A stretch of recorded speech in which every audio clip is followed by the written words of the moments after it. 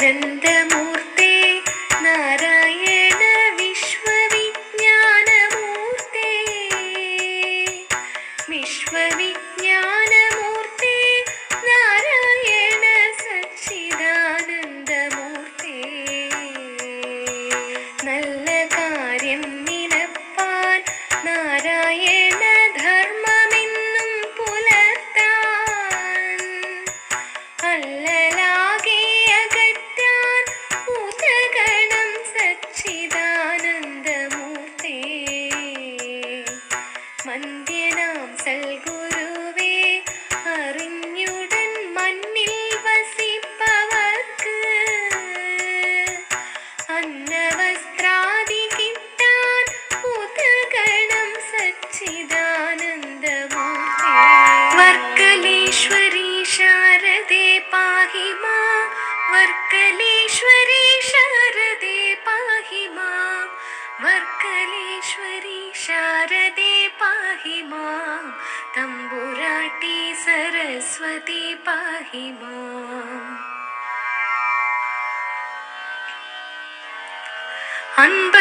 അൻപത്തൊന്നെഴുത്താകും ഗൃഹത്തിങ്കൽ ഇമ്പമോടെ വസിക്കും മഹേശ്വരി തുമ്പമെല്ലാം അകറ്റിത്തരുന്നൊരൻ തമ്പുരാട്ടി സരസ്വതി പാഹി മാം ആദിനാരായണൻ മുതലേ വരും ഭേദമന്യേ ഭജിക്കുന്ന നിന്നെ ഞാൻ സാദരം തൊഴുതിടുന്നു സാമ്പ്രതം ഖേദനാശിനി ശാരദേ പാഹി മാം ഇക്ഷിതി തന്നിലാരും കുമാരികെ ശിക്ഷയേൽക്കുന്നു നിന്നെ തൊഴാകയാൽ പക്ഷപാതം തരിമ്പുമില്ലാത്തൊരൻ സാക്ഷിരൂപിണി ശാരദേ പാഹി മാം ഈ ജഗത്തിങ്കലെല്ലാം വിളങ്ങുമീ മോടിയെല്ലാം വിചാരിച്ചു കാൺകിലോ കേടകറ്റുന്ന നിന്റെ വിലാസമാം പാടിമേവും സരസ്വതി പാഹി മാം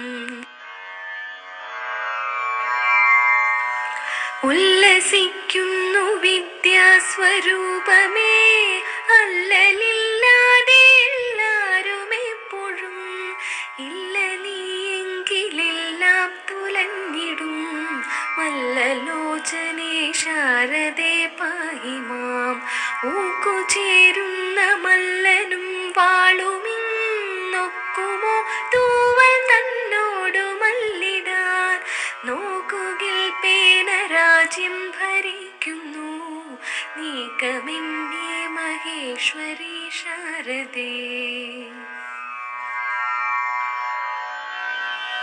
എത്ര ദുഃഖത്തിലാണീടിലും മമ ചിത്തമെപ്പോഴും നിന്നിലായിടണം എത്ര നാളിരുന്നാലും സദാപി ഞാൻ സത്യരൂപിണി നിന്നെ ഭജിക്കണം ഏവനും നിൻ കടാക്ഷമില്ലാകിലോ സേവകത്വത്തിലാണ്ടുപോമെപ്പോഴും സേവിച്ചിടുവാൻ നീ തന്നെ യോഗ്യയാം ശ്രീഗിരീശ്വരി ശാരദേ പാഹി മാം ഐക്യഭാവേന നിന്നെ സ്മരിച്ചിടും മുക്ത തേജസ്സുകൾക്കെന്തു ദുർലഭം ത്രികട കണ്ണാൽ എന്നെ ഉണർത്തണം വർക്കലേശ്വരി ശാരദേ പാഹി മാം ഒക്കെയും പാർത്തു നോക്കുന്ന നേരമിൻ ഭക്തവത്സലേ ഈ യോഗ നടപടികൾ നടത്താൻ ഇവിടെ സഭയുടെ റാണിയായിരിക്കുന്ന സലി അതേപോലെ സെക്രട്ടറി ഇവിടെ നമ്മളിന്നിവിടെ പ്രത്യേക ക്ഷണിതാവായിട്ട് നമുക്ക് ഏറ്റവും പ്രിയപ്പെട്ട ശ്രീനാരായണ ഗുരുദേവനെ പറ്റി കേരളത്തിൽ അങ്ങോളം ഇങ്ങോളം പ്രഭാഷണം നടത്തുന്ന പ്രശസ്തയായ സുലേഖ ഷാജി ടീച്ചർ, അതേപോലെ തന്നെ ടീച്ചറുടെ ഹസ്ബൻഡ് ഷായി സാറ്, എൻ്റെ ബന്ധുക്കൾ, ശാഖയിലെ അംഗങ്ങൾ, മറ്റ് മിത്രങ്ങൾ എല്ലാവരെയും ഈ വേദിയിലേക്ക് ആദ്യമായിട്ട് സ്വാഗതം ചെയ്യുക. ടീച്ചറെ സംബന്ധിച്ച് വളരെ തിരക്കുണ്ടായിട്ടും ഇന്ന് തന്നെ ഒന്നോ രണ്ടോ പ്രോഗ്രാമുണ്ട്, അതൊക്കെ മാറ്റി വെച്ചിട്ട് നമ്മളെ ഈ പരിപാടിക്ക് വേണ്ടിയിട്ട് ഈ ഒരു ദിവസം മാറ്റിവെച്ച് വന്നിരിക്കുകയാണ്. ഇത് മേലിലും നമ്മളുടെ ശാഖയിലുള്ളവർക്കൊരു പ്രചോദനം ആകുമെന്നുള്ള ഒരു ധാരണയോടുകൂടി തന്നെയാണ് ഈ പരിപാടികൾ നമ്മളിവിടെ ആസൂത്രണം ചെയ്തിരിക്കുന്നത്. അതിൻ്റെ ഭാഗമായിക്കൊണ്ട് തന്നെയാണ് ഏറ്റവും പ്രിയപ്പെട്ട ടീച്ചർ തന്നെ ഇന്ന് നമുക്കിവിടെ പ്രഭാഷണ പരമ്പര നടത്തുന്നതിനായിട്ട് എത്തിച്ചേർന്നിരിക്കുന്നത്. പേരും ടീച്ചർക്ക് കൊടുക്കണം. കാരണം എല്ലാ ആഴ്ചയിലും ഓൺലൈനായിട്ട് ക്ലാസ് നടക്കുന്നു. ഗുരുദേവൻ്റെ കൃതികൾ ആധികാരികമായിട്ട് പഠിപ്പിക്കുകയാണ്. കാരണം പല ആൾക്കാർക്കും അതിനുള്ള ഒരു അവസരം ലഭിക്കുന്നില്ല. ഇതുപോലെ ഒരു സുവർണ അവസരം നമുക്കൊരിക്കലും ലഭിക്കാൻ സാധ്യതയില്ല. അത്രമാത്രം പ്രഗത്ഭയായിട്ടൊരു ടീച്ചറിൻ്റെ ശിഷ്യത്വം സ്വീകരിക്കുക എന്ന് പറഞ്ഞാൽ തന്നെ അതൊരു വലിയ അനുഗ്രഹമാണെന്നുള്ളതാണ്. കാരണം ഇവിടെ വന്നിരിക്കുന്ന ഒത്തിരി ആൾക്കാരും ടീച്ചറുടെ ശിഷ്യകളാണ്. അന്നേരം ആ ഒരു കാഴ്ചപ്പാടോടുകൂടി ഇവിടെ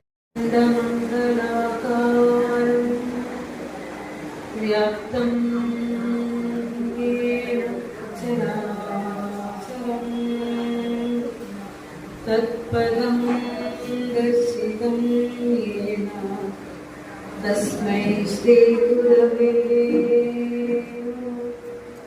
ഓം നമഃ പരമവിഷ്ണു ഓം ശ്രീനാരായണ പരമഗുരവേ.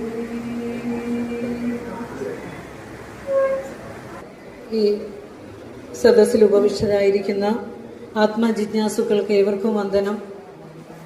SNDP ശാഖായോഗം ശാഖാ നമ്പർ 4833 മൂവാറ്റുപുഴ സൗത്ത് സംഘടിപ്പിച്ചിരിക്കുന്ന കുടുംബയോഗമാണ് നടന്നുകൊണ്ടിരിക്കുന്നത്.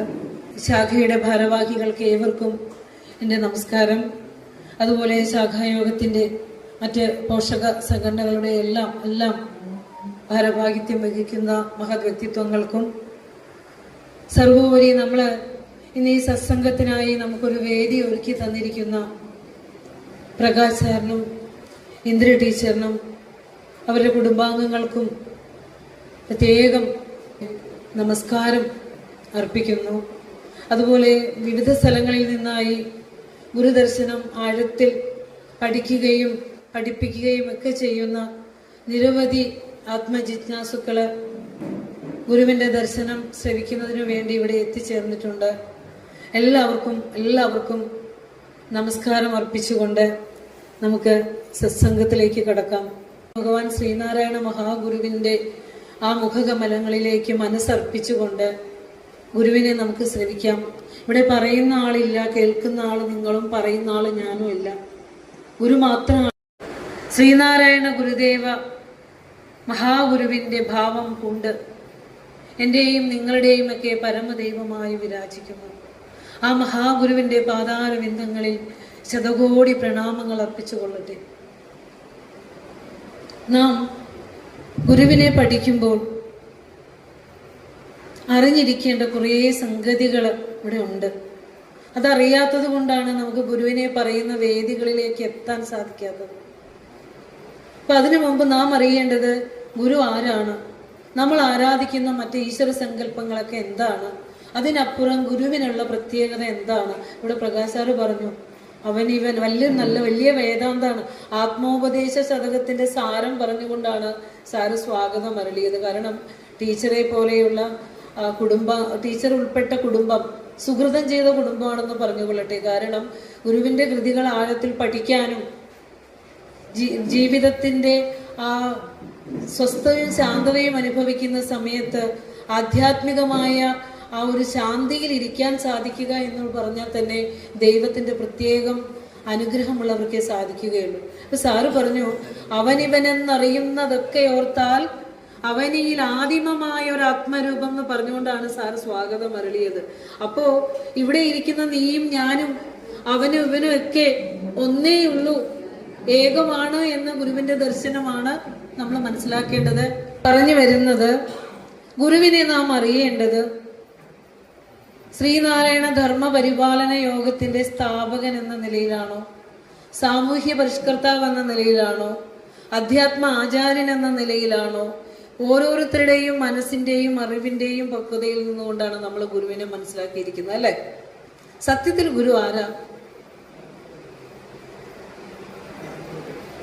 ഇത് ഗുരുവിനെ, അതുകൊണ്ടാണ് വിപ്ലവത്തിന്റെ ശുക്ര നക്ഷത്രം എന്നറിയപ്പെടുന്ന കുമാരനാശാൻ ഗുരുവിന്റെ 60-ാം പിറന്നാളിന് ഗുരുസ്തവം രചിക്കുമ്പോൾ പറയുന്ന, ഗുരുസ്തവത്തിലൂടെ പറയുന്നുണ്ട്, ആരായുകിൽ അന്ധത്വമൊഴിച്ചാതിമഹസിൻ നേരാം വഴി കാട്ടും ഗുരുവല്ലോ പരദൈവം.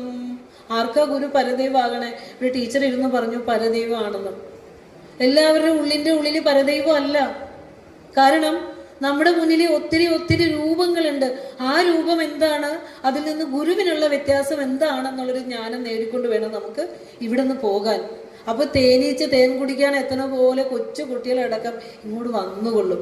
അപ്പൊ ആശാൻ പറയുക, ആരെന്നായണം, ഞാൻ ആരെന്ന് തിരയണം, ഞാൻ ജീവിക്കുന്ന ഈ പ്രപഞ്ചം എന്തെന്ന് തിരയണം. അങ്ങനെ തിരയുന്ന ചെല്ലുന്നവർക്കാണ് ഗുരു ആരാണ്? അന്ധത്വം ഒഴിച്ചിട്ട് ആദിമഹസിലേക്കുള്ള നേരാം വഴി കാട്ടുന്ന പരദൈവമാണ് ഗുരുവെന്ന് മനസ്സിലാക്കുന്നത്. അപ്പോൾ ഗുരുവെന്ന പരമ്പൊരുള് നമ്മൾ അറിയേണ്ടത് ഒരു സാമൂഹ്യ പരിഷ്കർത്താവോ നവോത്ഥാന നായകനോ ഒന്നും ആയിട്ടല്ല. നമ്മുടെയൊക്കെ ജീവിതത്തെ, നമ്മുടെ ഈ മനുഷ്യ ജന്മത്തെ ഏറ്റവും ശ്രേഷ്ഠമാക്കുന്ന അറിവിന്റെ ഗരിമയായിട്ടാണ് ഗുരുവിനെ അറിയേണ്ടത്. ഇത്തിരി പോന്ന ഒരു മനുഷ്യൻ എന്തെല്ലാം സ്വപ്നങ്ങളും നെയ്തുകൊണ്ട് ഈ ഭൂമിയിലേക്ക് വരുന്നത് നമ്മളല്ലേ. ആ ഇത്തിരി പോന്ന മനുഷ്യനെ ആ മനുഷ്യത്വത്തിൽ നിന്ന് ഉയർത്തി അവനിലുള്ള ഈശ്വരീയതയെ പ്രോജ്വലിപ്പിച്ചുകൊണ്ട് അവനെ ഈ ലോകം മുഴുവൻ പ്രകാശിക്കുന്ന ഒരു വിശ്വമാനവികനാക്കി മാറ്റാനുള്ള വെളിച്ചം ഗുരുവിന്റെ ദർശനത്തിൽ ഉണ്ട് എന്ന് നമ്മുടെ അടുത്ത തലമുറയിലേക്ക് പകർന്നു കൊടുക്കേണ്ടതുണ്ട്. ഇപ്പോഴുള്ള തലമുറയുടെ വിചാരം എന്താണെന്നറിയോ? ഓൾഡ് മാൻ എക്സസൈസ് ആണ് ആധ്യാത്മികത എന്നാണ്. കുറെ പ്രായം ചെന്നവർ റിട്ടയർമെന്റ് ഒക്കെ കഴിഞ്ഞു കഴിയുമ്പോൾ ഇരുന്ന് പാടുന്ന ഒന്നാണെന്ന്. ഒരിക്കലുമല്ല. അച്ഛന്റെ ബീജവും അമ്മയുടെ അണ്ടവും ചേർന്ന് നാം എന്ന ജീവൻ രൂപം കൊടുത്തപ്പോൾ ഈശ്വരൻ കൊളുത്തി വെച്ചൊരു വിളക്ക് നമ്മുടെ ഉള്ളിൽ ഉണ്ടെന്ന് അറിയണത് റിട്ടയർമെന്റിന് ശേഷമാണോ? ആണോ? കുഞ്ഞു പ്രായത്തിലെ തന്നെ, അക്ഷരം പഠിച്ചു തുടങ്ങുന്ന പ്രായത്തിലെ തന്നെ കുട്ടികളുടെ ഉള്ളിലേക്ക് പകർന്നു കൊടുക്കണം. മകനെ, നിന്റെ ഉള്ളിൽ കൊളുത്തി വെച്ചിരിക്കുന്ന ആത്മചൈതന്യം ഉള്ളത് കൊണ്ടാണ് നിനക്ക് ഉണ്ണാനും ഉറങ്ങാനും ഈ ലോകത്ത് ജീവിക്കാനും ഒക്കെ സാധിക്കുന്നത് എന്ന ആത്മചൈതന്യത്തെ, ആത്മപ്രകാശത്തെ പഠിക്കലാണ് ആധ്യാത്മികത. നമ്മുടെ മക്കൾ എല്ലാ ശാസ്ത്രവും പഠിക്കും. ഫിസിക്സും കെമിസ്ട്രിയും ബയോളജിയും മാത്തമാറ്റിക്സ് ഒക്കെ പഠിക്കും. അച്ഛനമ്മമാർ A+ വേണ്ടി നന്നായിട്ട് കഷ്ടപ്പെടും. നല്ല കോഴ്സുകൾ സെലക്ട് ചെയ്ത് കൊടുക്കും. ആരെങ്കിലും പഠിപ്പിക്കാറുണ്ടോ മകനെ, നിന്നെ ഇങ്ങനെ ചൈതന്യവത്താക്കി വെക്കുന്ന ഒരു ആധ്യാത്മ ചൈതന്യം നിന്റെ ഉള്ളിൽ എരിയുന്നുണ്ടെന്ന് പറഞ്ഞു കൊടുക്കാൻ അറിവുള്ള മാതാപിതാക്കൾ നമുക്കുണ്ടോ? ഇല്ല. നമ്മള് ഓർമ്മ വെക്കുമ്പോഴേ പറയും പഠിക്കണം, ന്യൂയോർക്കിൽ പോകണം, സ്വിറ്റ്സർലൻഡിൽ പോകണം, ഓസ്ട്രേലിയയിൽ പോകണം, ഇംഗ്ലണ്ടിൽ പോകണം, പണം സമ്പാദിക്കണം. എന്നിട്ടോ ഈ സമ്പാദിച്ച പണത്തിന്റെ ഒരു അംശം പോലും ഉപയോഗിക്കാനാവാതെ ജീവിതത്തിൽ ശാന്തി എന്ത്, സ്വസ്ഥത എന്ത്, സമാധാനം എന്തെന്നറിയാതെ ടാറ്റ പറഞ്ഞങ്ങോട്ട് പോകും, അല്ലെ? കൃത്യമായ ഒരു ആഹാരം പോലും നമുക്ക് കഴിക്കാനാവില്ല കുറെ കഴിയുമ്പോൾ നമ്മുടെ ശരീരം. അപ്പോഴും നമ്മള് ഈ ഓടുന്ന ഓട്ടത്തിന്റെ അറ്റം ഒരു പിടിച്ചാരമാണ്, അല്ലെ? ഒരു പിടിച്ചാരമായി കുടുക്കയിലിട്ട് തരുന്നതിന്റെ തൊട്ടടുത്ത നിമിഷം വരെ മനുഷ്യന്റെ ചിന്തകൾ ഇങ്ങനെ ലോകം മുഴുവൻ വെട്ടിപ്പിടിക്കണം എന്നാണ്. അതുകൊണ്ടാണ് ഗുരു നമ്മളോട് പറഞ്ഞു തരികയാണ്, അല്ലെ? പലതും ഇതൊക്കെയും ഉറ്റു പാർത്തു നിൽക്കും, വിലമതിയാതെ വിളക്കുതിക്കയും പിൻപൊലികയുമില്ലിതു കണ്ടു പോയിടേണം. ഉലകർന്ന് വിളിച്ച നമ്മളെയാ. ഉറങ്ങുന്നു, ഉണരുന്നു, ഭൗതിക സുഖഭോഗങ്ങളിലൊക്കെ അഭിരമിച്ച് മനുഷ്യരിങ്ങനെ ജീവിക്കുമ്പോൾ ആ ജീവിതത്തിന് വഴിയും വഴികാട്ടിയും വിളക്കുമായി ഒരു ആത്മപ്രകാശം നമ്മളിൽ തെളിഞ്ഞിരിക്കുന്നുണ്ട്. അത് ആർക്കും കെടുത്താൻ പറ്റാത്ത ഒരു ആത്മചൈതന്യമാണെന്ന് അറിയാൻ വേണ്ടിയിട്ടാ മനുഷ്യജന്മം. മനസ്സിലാകുന്നുണ്ടോ? അപ്പൊ ഇത് കണ്ടുപോയിടേണം. ശ്രേഷ്ഠമായ മനുഷ്യജന്മം കിട്ടിയിട്ടുണ്ടെങ്കിൽ ഇതറിയാൻ നമ്മുടെ മക്കളെ പഠിപ്പിച്ചാലുണ്ടല്ലോ, ഏത് വിദേശങ്ങളിൽ പോയാലും അച്ഛാ അമ്മയെ ചോദിച്ചൊരു വിളി വരും. അമ്മ ഉറങ്ങിയോ, അമ്മ ആഹാരം കഴിച്ചോ, അച്ഛൻ ഉറങ്ങിയോ, അല്ലെ? ഈ ഒരു കൃപ ആ ഉള്ളിലിരുന്ന് വിങ്ങും. ഇത് നമ്മുടെ മക്കളെ നമ്മൾ പഠിപ്പിക്കണം. എന്ത് വില കൊടുത്തും എന്ത് ത്യാഗം കൊടുത്തും എത്ര വലിയ ഉന്നതൻ നിങ്ങളാക്കുമ്പോഴും ഈ കുഞ്ഞിന്റെ ഉള്ളിൽ ആ കൃപ, ആ ഈശ്വരൻ കൊളുത്തി വെച്ച വിളക്കിനെ പരിചയപ്പെടുത്തി കൊടുക്കാത്തതാണ് ഇന്ന് ലോകം നേരിടുന്ന ഏറ്റവും വലിയ പ്രശ്നം. അതാണ് നമ്മൾ അറിയേണ്ടത്. അപ്പൊ പറഞ്ഞു വരുന്നത്, ശ്രീനാരായണ ഗുരുദേവൻ എന്ന മഹാചൈതന്യം ഈ ലോകം മുഴുവൻ പ്രോജ്വലിക്കുന്ന ആ ഒരു ചൈതന്യമായി ഇന്ന് ലോകം അറിഞ്ഞു തുടങ്ങി. നമ്മൾ ഇട്ടാവട്ടത്തിൽ ഇരുന്നു കൊണ്ടേ, ഇപ്പൊ പറഞ്ഞല്ലോ, കുടുംബയോഗത്തിൽ വരാൻ ആളില്ല, കുടുംബയോഗം ചേരാൻ ആളില്ല, ഗുരുവിനെ അറിയാൻ ആളില്ല. നമ്മളാരും അറിയണ്ട. എവിടെ പറഞ്ഞു, ഈ രാജ്യത്തിന്റെ സ്ഥലങ്ങളുടെ പേര് മറന്നുകൊണ്ട് എഴുതി വെച്ചേക്കുക. ഇറ്റലിയും ഇംഗ്ലണ്ടും, ഇപ്പൊ സാറ് പറഞ്ഞല്ലോ, ഓസ്ട്രേലിയ, ലോകത്തിലെ 26 രാഷ്ട്രങ്ങളിൽ ഗുരുദേവ ദർശനം ഇന്ന് പ്രോജ്വലിക്കുകയാണ്. ഒരു നിലവിളക്ക് കത്തിച്ച് വെച്ചിട്ടേ അതിന്റെ ചുവട്ടിലെ വെറും ഇരുട്ടുകളാ നമ്മള്, വെറും ഇരുട്ടുകള്. കാരണം ഈ ഗുരുവിനെ പഠിക്കാൻ നമുക്ക് സമയമില്ല. ഗുരുവിനെ അറിഞ്ഞ്, ഗുരുവിന്റെ ദർശനം അറിഞ്ഞ് ഗുരു ജന്മം കൊണ്ട് നാടിലേക്ക് എത്തുമ്പോൾ ഒരുപക്ഷെ കരഞ്ഞുകൊണ്ടേ ഇവിടുന്ന് തിരിച്ചു പോകാനാവുകയുള്ളൂ, അല്ലെ? കാരണം ഗുരുവിന്റെ സമ്പൂർണ്ണ കൃതികളെ വ്യാഖ്യാനം ചെയ്ത പ്രൊഫസർ ബാലകൃഷ്ണൻ നായർ സാറുണ്ട്. പ്രൊഫസറായിരുന്നു, നല്ല രാഷ്ട്രീയ പ്രവർത്തകനായിരുന്നു, നന്നായി സാമൂഹ്യ സേവനം ചെയ്തിട്ടുണ്ട്, നല്ല വിപ്ലവത്തിൽ ഇറങ്ങി പ്രവർത്തിച്ച ആളാ.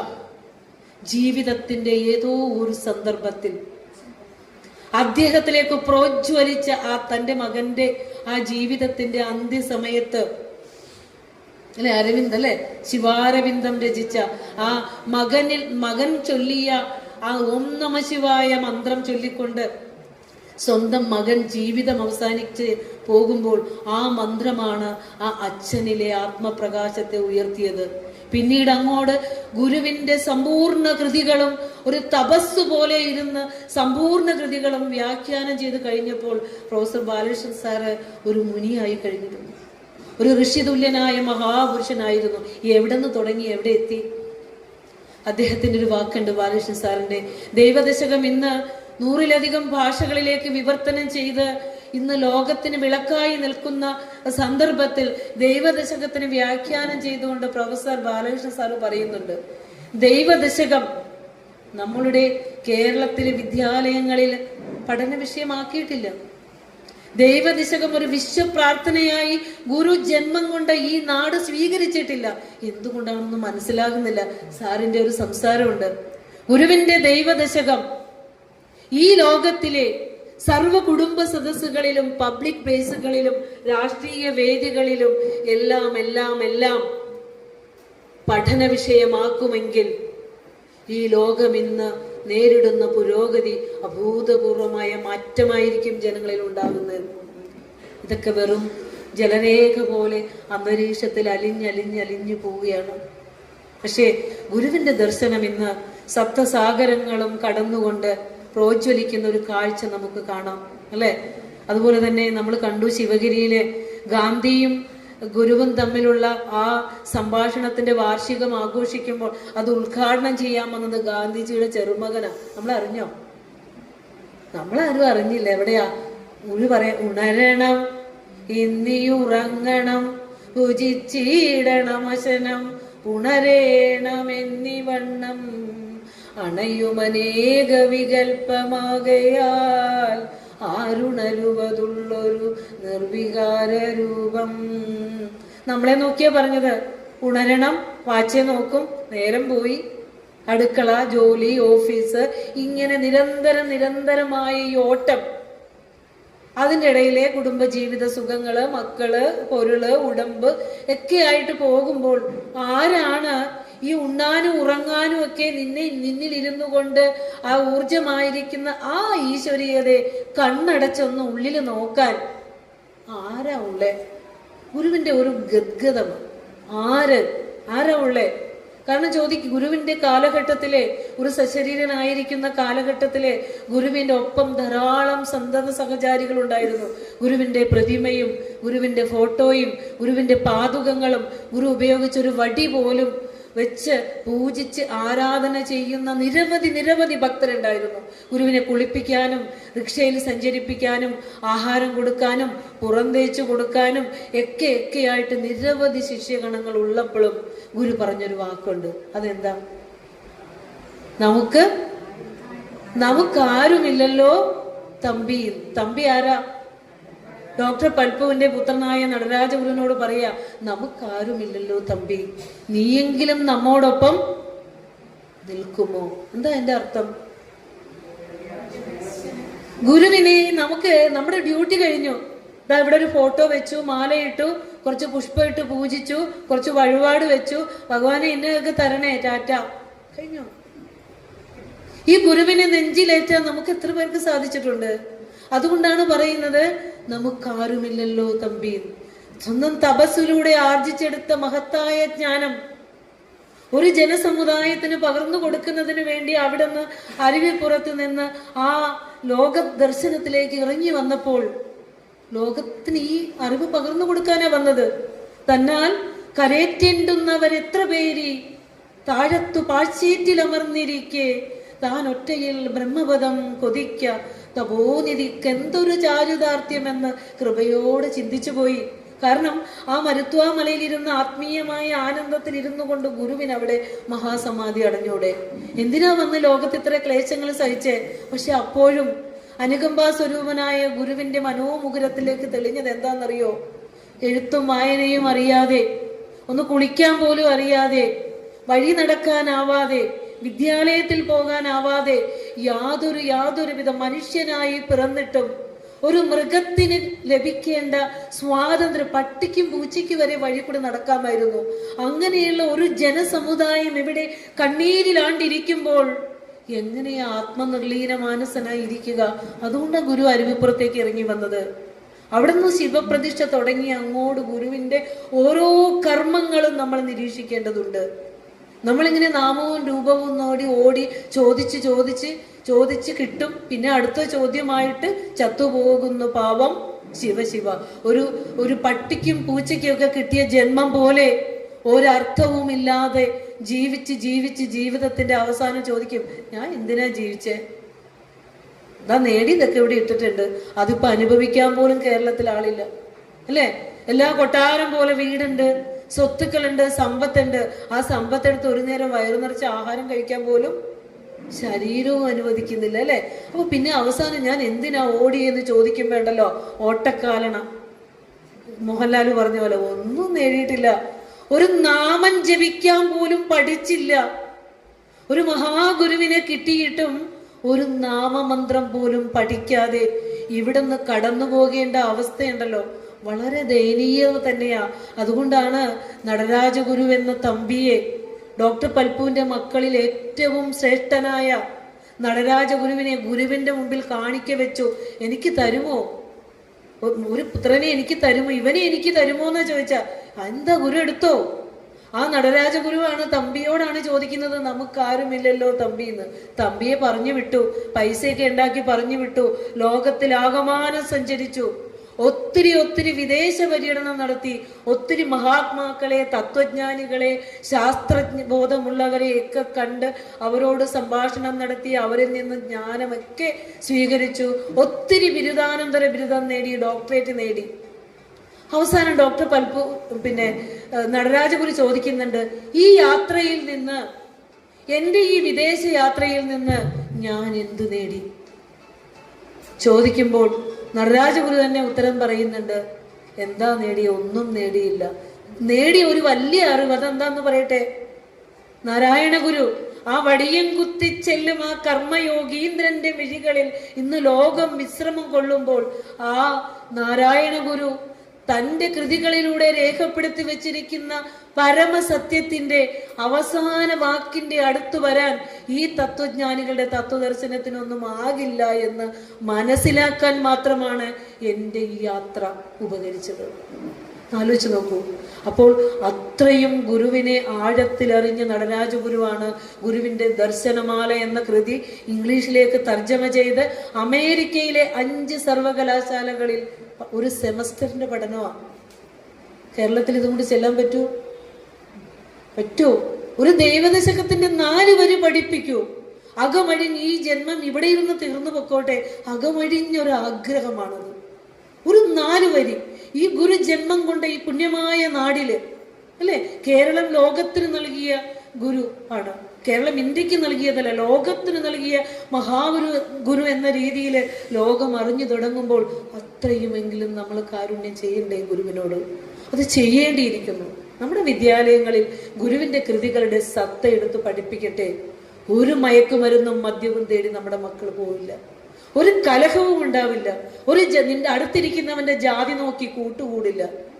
അടുത്തിരിക്കുന്ന കൂട്ടുകാരന്റെ തക്കം കിട്ടിയാൽ അവന്റെ നെഞ്ചിൽ കത്തി കയറ്റാൻ ശ്രമിക്കില്ല. അവന്റെ ഉള്ളിലേക്ക് അനുകമ്പയുടെയും ദയയുടെയും കരുണയുടെയും നല്ല പാഠങ്ങൾ നിറയ്ക്കാൻ ഇനി എന്നാണ് കേരളീയ ജനത കണ്ണു തുറക്കുന്നത്? ഇത് മാത്രമേ ഒരു അപേക്ഷയുള്ളൂ. പലപ്പോഴും പല വേദികളിലും ചെല്ലുമ്പോൾ ഗുരുവിന് കിട്ടുന്ന ആ ഒരു പ്രതികരണം കാണുമ്പോൾ പലപ്പോഴും നമ്മൾ അറിയാതെ തന്നെ നമ്മുടെ കണ്ണുകൾ നിറഞ്ഞു പോകാറുണ്ട്. ഭഗവാനെ, ഈ ചോദ്യമല്ലേ അന്ന് ഗുരു ചോദിച്ചത്? അതിന് ഇന്നും മാറ്റമുണ്ടോ? ഒന്നും മാറ്റമില്ല. നമ്മൾ മനസ്സിലാക്കേണ്ടത് ഗുരുവിനെ, അതുപോലെ വൈക്കം മുഹമ്മദ് ബഷീർ, അല്ലെ, ഒരു ഇസ്ലാമാണ്, നല്ലൊരു ഇസ്ലാമാണ്, നല്ലൊരു സാഹിത്യകാരനാണ്. വൈക്കം മുഹമ്മദ് ബഷീർ പറയുന്നൊരു വാക്കുണ്ട്, അല്ലെ, ഇന്നോളം ഈ ലോകത്ത് പഠിച്ചവസാനിപ്പിക്കാൻ പറ്റാത്ത ഒരേ ഒരു പ്രവാചകനെ ഈ ലോകത്തുള്ളൂ, അത് ശ്രീനാരായണ ഗുരുദേവനാണ്, അല്ലെ. അപ്പൊ നമ്മള് അതുപോലെ തന്നെ ഗുരുവിന്റെ കൃതികളിൽ ഡോക്ടറേറ്റ് നേടിയ ഒരു ക്രൈസ്തവ പാതിരി ഉണ്ടല്ലോ, ക്രൈസ്തവ പുരോഹിതൻ ഉണ്ടല്ലോ, മാർ ഗിവർഗീസ് എപ്പിസ്കോപ്പ, അല്ലെ. അത് കൊല്ലത്ത് ചതയ ദിന സമ്മേളനം ഉദ്ഘാടനം ചെയ്തുകൊണ്ട് മാർ ഗിവർഗീസ് എപ്പിസ്കോപ്പ പറയുന്നൊരു വാക്കുണ്ട്. മഞ്ഞ വസ്ത്രവും ധരിച്ചുകൊണ്ടിരിക്കുന്ന നിങ്ങളെ കാണുമ്പോൾ വല്ലാത്ത സഹതാപമാണ് തോന്നുന്നത്. കാരണം സൂര്യതേജസ്സാർന്ന് പ്രകാശിക്കുന്ന ഒരു ഗുരുവിനെ കയ്യിൽ കിട്ടിയിട്ടും വല്ലാത്ത വാക്കാണ്, നെഞ്ചിലേക്ക് തുളച്ച് കയറുന്ന വേദന അത് കേൾക്കുമ്പോൾ, അല്ലെ. ആ ഗുരുവിനെ കയ്യിൽ കിട്ടിയിട്ടും മിന്നാമിനിങ്ങിന്റെ ഇത്തിരി വെട്ടം തേടി എവിടെയെങ്കിലൊക്കെ ഇങ്ങനെ ഓടി നടന്ന് അത് തരുവോ, ജോലി തരുവോ, കൂലി തരുവോ, വിവാഹം നടത്തുവോ, ഇത്രയുള്ളൂ. ഒരല്പ ജന്തുവായി നമ്മൾ ഇവിടെ അവശേഷിക്കുകയാണ്. ആ മിന്നാമിനിങ്ങിന്റെ ഇത്തിരി വെട്ടം തേടി നടക്കുന്നു നാം എന്ന് പറഞ്ഞത് സത്യമല്ലേ? എന്തുകൊണ്ടാണ് ഈ മഹാത്മാക്കളുടെ വാക്കുകൾ ഇവിടെ ഉദ്ധരിക്കേണ്ടി വരുന്നത്? എന്തുകൊണ്ടാണ് ഈ മഹാത്മാക്കളുടെ വാക്കുകളിൽ നിന്ന് നമ്മൾ ഗുരുവിനെ അറിയേണ്ടി വരുന്നത്? നമ്മൾ സ്വയം ഗുരുവിനെ അറിയാത്തത് കൊണ്ട് അറിഞ്ഞവരുടെ വാക്കുകൾ കോട്ട് ചെയ്യപ്പെടുന്നത് തന്നെ വല്ലാത്തൊരു ദയനീയാവസ്ഥയാണെന്ന് എനിക്ക് പറയാനുള്ളൂ, അല്ലെ. ഗാന്ധിജി പറഞ്ഞ പോലെ ഗുരുവിനെ കണ്ടപ്പോൾ നമ്മിലൊരു മാറ്റം സംജാതമായിരിക്കുന്നു. അതിന് നമ്മൾ ആദ്യം അറിഞ്ഞു തുടങ്ങണം. ഈ ലോകത്തെ മുഴുവൻ പ്രകാശിപ്പിക്കുന്ന ജ്ഞാനത്തിന്റെ പേരാണ് ഗുരു എന്നുള്ളത്. അത് പൈസയും കൊണ്ട് അങ്ങ് ലോകം മുഴുവൻ നടന്ന് കൊണ്ടിട്ട് കൊടുത്തിട്ട് ചോദിക്കുന്നത് ഒന്നല്ല. തരാനുള്ളതെല്ലാം നമ്മളിലേക്ക് ഇട്ടാണ് ഈ മനുഷ്യനെ സൃഷ്ടിച്ചിരിക്കുന്നത്, അല്ലെ. എന്തെങ്കിലും പൈസ കൊടുത്തിട്ട് ചോദിച്ചു വാങ്ങാനാണോ? ക്ഷേത്രങ്ങളൊക്കെ ഇന്ന് പൈസ കുമിഞ്ഞു കൂടുമ്പോഴാണ് കലഹങ്ങൾ ഉണ്ടാകുന്നത്, അല്ലെ. കലഹങ്ങൾ ഉണ്ടാകുന്നത് പൈസയും കൊണ്ടുപോയി നേടുന്നതാണ്. ആധ്യാത്മികത എന്ന തെറ്റായ അറിവ് മനുഷ്യന്റെ ഉള്ളിൽ ഉള്ളത് കൊണ്ടാണ് ഇന്ന് ദേവാലയങ്ങൾ കലഹത്തിന്റെ ഇടങ്ങളായി മാറുന്നത്. മനുഷ്യ മനസ്സുകളിൽ മൂല്യം നഷ്ടപ്പെടുന്നു. ദേവാലയങ്ങൾ ചൂഷണ സങ്കേതങ്ങളായി മാറുന്നു, അല്ലെ. ധനസമ്പാദനത്തിനുള്ള മാർഗങ്ങളായി വ്യവസായശാലകളെ പോലെ പോലും മാറുകയാണ് ക്ഷേത്രങ്ങള്. വല്ലാത്തൊരു കഷ്ടം തന്നെയാണെന്ന് കേരളീയരുടെ പോക്ക്. കാര്യം എന്താണെന്നറിയോ? യഥാർത്ഥ ഭക്തി എന്തെന്ന് മനുഷ്യനറിയില്ല. നമ്മുടെ കുഞ്ഞുങ്ങളെ അത് പഠിപ്പിക്കണം. കണ്ണടച്ച് അവനവനിലേക്കൊന്ന് നോക്കാനായിട്ട് നമ്മുടെ മക്കളെ പഠിപ്പിക്കണം. ഈ ലോകത്തെ ഫിസിക്സും കെമിസ്ട്രിയും ബയോളജിയും മാത്തമാറ്റിക്സ് ഒക്കെ ആക്കി നമ്മുടെ മക്കളെ പഠിപ്പിക്കുമ്പോൾ ആ പഠിക്കുന്നവനെ പറഞ്ഞു കൊടുക്കണ്ടേ, പഠിക്കുന്ന നീ ആര്?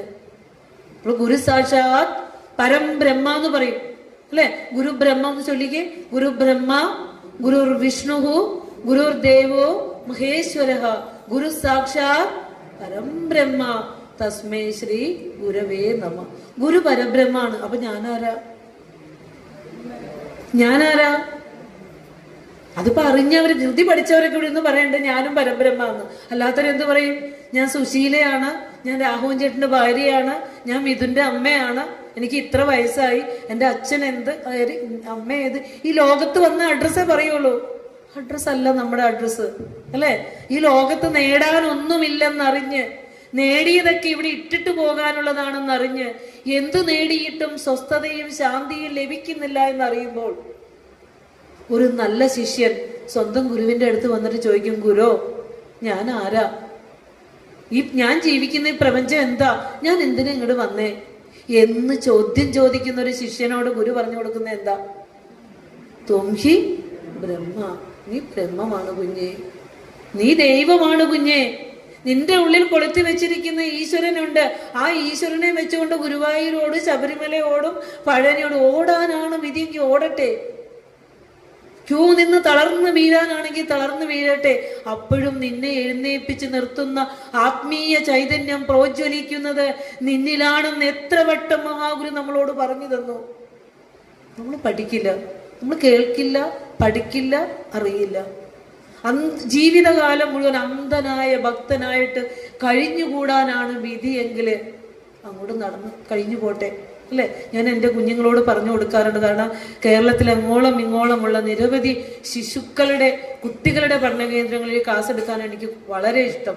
ഞാൻ കുഞ്ഞുങ്ങളോട് പറഞ്ഞു കൊടുക്കാറുള്ള ഒരു കാര്യമുണ്ട്, മക്കളെ നിങ്ങൾ നന്നായി പഠിക്കണം. ഗുരു ആരെ കാണുമ്പോഴും പറയും നന്നായി പഠിക്കണം കേട്ടോ എന്ന് പറയും. പക്ഷെ ഈ വിദ്യാഭ്യാസം ആത്മീയതയിൽ അധിഷ്ഠിതമായ ഭൗതിക വിദ്യയാണ് നമ്മളൊരു കുഞ്ഞിന് പകർന്നു കൊടുക്കേണ്ടത്. ഇവിടെ വന്നിരിക്കുന്ന അച്ഛനമ്മമാർ അറിയേണ്ടത് അതാണ്. അതിനുവേണ്ടി 1 മണിക്കൂർ അല്ലെങ്കിൽ അരമണിക്കൂറെങ്കിലും ഓരോ അച്ഛനും അമ്മയും തൻ്റെ മക്കളെ ഈ ആധ്യാത്മികതയുടെ പാഠങ്ങളിലേക്ക് കൈപിടിച്ചുയർത്തുമെങ്കിൽ അവൻ ഭാവിയിൽ അവൻ നേരിടുന്ന മാനസിക സംഘർഷങ്ങളിൽ അവനൊന്ന് കണ്ണടച്ചിരിക്കാനുള്ള അറിവ് അവന് കിട്ടും. അതവനെ തരണം ചെയ്യിക്കും. അവൻ IQ വേണം, ഇന്റലിജന്റ് കോഷ്യന്റ് വേണം, എമോഷണൽ കോഷ്യന്റ് EQ വേണം. അതോടൊപ്പം അവന് വേണ്ട ഒന്നാണ് SQ, സ്പിരിച്വൽ കോഷ്യന്റ്, അല്ലേ? ഞാൻ കുഞ്ഞുങ്ങൾക്ക് പകർന്നു കൊടുക്കുന്നതാണ് സ്പിരിച്വൽ കോഷ്യന്റ്. ഈ ആധുനിക മനഃശാസ്ത്രം, മോഡേൺ സൈക്കോളജി പറയുന്നത് സ്പിരിച്വൽ കോഷ്യന്റ് ഉള്ള ഒരു കുട്ടിക്ക് ജീവിതത്തിൽ എന്തു പ്രതിസന്ധികൾ വരുമ്പോഴും അധ്യാപകനൊന്ന് വഴക്ക് പറഞ്ഞാലൊന്ന് ഓടിപ്പോയി കയറെടുക്കുന്ന കുട്ടികളാ. കുഞ്ഞിന്റെ നേരെ നോക്കി കണ്ണു മിഴിക്കാത്ത അമ്മ ഒന്ന് കണ്ണു മിഴിച്ചാൽ നേരെ ജീവിതം എങ്ങനെ അവസാനിക്കുന്നു എന്ന് ചിന്തിക്കുന്ന തരത്തിൽ മക്കൾക്ക് ആത്മീയമായ അല്ലെങ്കിൽ വൈകാരികമായ ഉറപ്പില്ല. ഞാൻ കഴിഞ്ഞ ദിവസം ക്ലാസ് എടുത്തു കഴിഞ്ഞ് വന്നപ്പോൾ ഒരു അമ്മ കരഞ്ഞുകൊണ്ട് എന്നോട് പറയാ, എൻ്റെ മോൾ എല്ലാത്തിനും CGP 99 പക്ഷേ ടീച്ചറെ ഇമോഷണലി വളരെ വീക്കാണ്. ബോസ് ഒന്ന് വഴക്ക് പറഞ്ഞാൽ അപ്പോൾ അന്ന് രാത്രി ഉറങ്ങില്ല, പ്രശ്നമായി, തലവേദനയായി, പ്രശ്നമായി. ടീച്ചർ ഒന്ന് ഫോണിൽ വിളിച്ച് സംസാരിക്കുമെന്ന. കുട്ടിക്ക് വിദ്യാഭ്യാസത്തിന്റെ കുറവുകളും ഉണ്ടായിരുന്നു. കൊടുക്കേണ്ടത് കൊടുക്കാൻ പറ്റിയില്ല, കൊടുക്കേണ്ടത് കുഞ്ഞുങ്ങൾക്ക് കൊടുക്കാൻ പറ്റിയില്ല. അപ്പൊ സ്പിരിച്വൽ കോഷ്യന്റ് ഒരു കുഞ്ഞിന് കൊടുത്തിട്ടുണ്ടെങ്കിൽ അവന്റെ ജീവിതത്തിന്റെ പ്രതിസന്ധികളില് അവൻ ഒരിക്കലും ആത്മഹത്യയിലേക്കോ ലഹരി വസ്തുക്കളിലേക്കോ മദ്യത്തിലേക്കോ മയക്കുമരുന്നിലേക്കോ ഒന്നും അവൻ പോവുകയില്ല എന്നുള്ളതിന് യാതൊരു സംശയവുമില്ല. അപ്പോൾ കുഞ്ഞുങ്ങളെ വളർത്തുമ്പോൾ ഏതൊരു അച്ഛനമ്മമാരും ഇതുപോലെയുള്ള സത്സംഗമൊക്കെ നടത്തുമ്പോൾ ഒന്ന് കൈപിടിച്ച് കൊണ്ടുവരിക. മാത്രമല്ല എല്ലാ ഇന്ദിര ടീച്ചറിന്റെയും പ്രകാശ് സാറിന്റെയൊക്കെ ആ ഒരു ഉദ്യമം, കാരണം അവരുടെ ജീവിതത്തിന്റെ സായാഹ്നം എന്ന് പറയാൻ പറ്റില്ല, മധ്യാവസ്ഥ എന്ന് തന്നെ ഞാൻ പറയാം. കാരണം മുഴുവൻ സമയവും ഗുരുവിന്റെ കൃതികൾ പഠനവും പാഠനവും ഒക്കെ ആയിട്ട് തൻ്റെ മക്കളെയും നന്നായി വളർത്തി അവരെയും സുസ്ഥിരമാക്കി ഇരിക്കുമ്പോഴും അവരെന്താ ആഗ്രഹിച്ചത്? ഇവിടെ എന്തിനാ ടീച്ചറും സാറും ഇങ്ങനെ ഒരു സത്സംഗം നടത്തണമെന്ന് തീരുമാനിച്ചത്? തങ്ങൾ അനുഭവിക്കുന്ന ആനന്ദം മറ്റുള്ളവർക്കും കൂടി ഉപകാരപ്പെടട്ടെ എന്ന് ചിന്തിച്ചത് കൊണ്ടല്ലേ നമ്മൾക്കെല്ലാം ഇന്ന് ഇങ്ങനെ കൂടിയിരിക്കാൻ പറ്റിയത്. ആ അറിവിലേക്ക് എത്താൻ പറ്റിയത് എന്തുകൊണ്ടാ? ഗുരു പറഞ്ഞു തന്ന കൃപണനെയും കൃപാലുവിനെയും അവർ പഠിച്ചിട്ടുണ്ട്, അല്ലെ? ആരാ കൃപണൻ? എനിക്ക് പൈസ ഉണ്ടെങ്കിൽ ഞാൻ എൻ്റെ മക്കളോടൊപ്പം അടിച്ചു പൊളിച്ച് എവിടെയെങ്കിലൊക്കെ നടന്നാ പോരെ? ഞാൻ എന്തിനാണ് ഈ പൈസയൊക്കെ ചെലവാക്കി ഇവരെ ഇതൊക്കെ കേൾപ്പിക്കണമെന്നല്ലേ ചിന്തിക്കുള്ളൂ. പക്ഷെ കൃപാലു ആണെങ്കിൽ എന്ത് ചെയ്യും? അപരനു വേണ്ടി അഹർനിശം പ്രയത്നം കൃപണത വിട്ടു കൃപാലു ചെയ്തിടുന്നു. കൃപണൻ അധോമുഖനായി കിടന്നു ചെയ്യുന്ന അപജയകർമ്മം അവനു വേണ്ടി മാത്രം. അപ്പൊ ശീല ടീച്ചർ മോനെ ഞാൻ അവന്റെ മുഖത്തേക്ക് നോക്കുമ്പോൾ എനിക്ക് വല്ലാതെ ഒരു സന്തോഷം തോന്നി. കൈപിടിച്ച് കൊണ്ടുനടന്ന് ടീച്ചർ പഠിപ്പിക്കുന്നതോടൊപ്പം തന്നെ കൈപിടിച്ച് വേദികളിൽ കൊണ്ടുവന്ന് ഗുരുവിന്റെ കൃതികൾ പഠിപ്പിച്ച് വരും തലമുറയിലേക്ക് ഗുരുവിന്റെ ദർശനം പകർന്നു കൊടുക്കുന്ന ഒരു കുട്ടിയെ വാർത്തെടുത്തോണ്ട് വരുന്നുണ്ട്. എത്ര ഗ്രേറ്റ് ആണെന്നറിയോ. 100 നമസ്കാരം ഞാൻ ടീച്ചർക്ക് കൊടുക്കുക. യൂട്യൂബിലൂടെ കേൾക്കുന്നവർക്കും വേണ്ടിയിട്ടുള്ളതാണ്. കാരണം നമ്മൾക്ക് ചെയ്യാവുന്നതോടൊപ്പം തന്നെ കുഞ്ഞു മനസ്സുകളിലേക്ക് ഗുരുവിനെ ഒന്ന് പറഞ്ഞ് മനസ്സിലാക്കി പഠിപ്പിച്ചു കൊടുത്താൽ ഇരുളടഞ്ഞ ഈ ലോകത്തിന് അല്പം വെളിച്ചം പകർന്നു കൊടുക്കുന്ന കുഞ്ഞുങ്ങൾ ഉണ്ടായി വരട്ടെ. ടീച്ചർ ഇപ്പൊ ഇരുന്ന മേഘക്കുട്ടിക്ക് 5 വയസ്സുള്ള മേഘക്കുട്ടിക്ക് ദർശനമാലയിലെ അധ്യാരോപ ദർശനത്തിന്റെ ഒരു ദർശനം ടീച്ചർ പഠിപ്പിച്ചു കൊടുക്കുക. കിട്ടുന്ന സമയം ഇരുന്ന് ഓഡിയോ ഇട്ട് പഠിപ്പിച്ചുകൊണ്ടിരിക്കുക. അല്ല, നമ്മളെ കൊണ്ടാകുന്ന രീതിയിൽ നമ്മൾ ചെയ്യുക. ഈ ഗുരുവിനെ മനുഷ്യർക്ക് പറഞ്ഞു കൊടുക്കുക എന്നുള്ളതാണ് ആ ഒരു കൃപാലിത്വം. കൃപണൻ എന്ത് ചെയ്യും? ഇന്നൊരു ദിവസം ഇവിടെ ഇരിക്കുന്നത് തന്നെ വലിയ ജാമ്യത്തിലല്ലേ, എന്തെല്ലാം കാര്യങ്ങൾ മാറ്റി വെച്ചിട്ട് ഇങ്ങനെ ഇരിക്കണേ. പക്ഷെ ശീല ടീച്ചറെ ഞാൻ നോക്കുമ്പോ എവിടെ സാത്വികമായ കാര്യം കേൾക്കുന്നു ഓടി അങ്ങ് എത്ത, എവിടെ നോക്കിയാലും മുഖം കാണാം അല്ലെ. കാരണം ഇതിൽ നിന്ന് ആനന്ദം അനുഭവിക്കുന്നോണ്ടാണ്. മറ്റിടത്ത് കൃത്രിമമായ ആ സുഖം തീർന്നു. പക്ഷെ ഇത് നമ്മളിൽ ഇങ്ങനെ ആനന്ദമായിരിക്കും. അതുകൊണ്ടാണ് ഇത് കേൾക്കുന്നിടത്തേക്ക് തേനീച്ച അല്ലെ തേനുള്ളിടത്തേക്ക് ആ പുഷ്പങ്ങളിലേക്ക് പറന്നെടുക്കുന്നത് പോലെ വരണത്. എന്തെന്നറിയോ? ഈ ആത്മീയ മകരന്തം ഇച്ചിരി നുകർന്നിട്ടാ. അപ്പൊ മുഴുവൻ നുകർന്നാലുള്ള അനുഭവം എന്താ ആലോചിച്ച് നോക്കിക്കേ.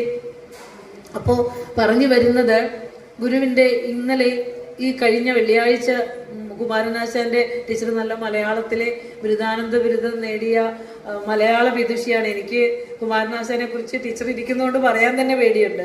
അപ്പോ എത്രാമത്തെ ടീച്ചറെ? 102ാമത് സ്മൃതി ദിനമായിരുന്നു. ആരെ കുമാരനാശാൻ എന്നറിയോ? ഗുരുവായിട്ട് പരിചയമുണ്ടോ കുമാരനാശാന്?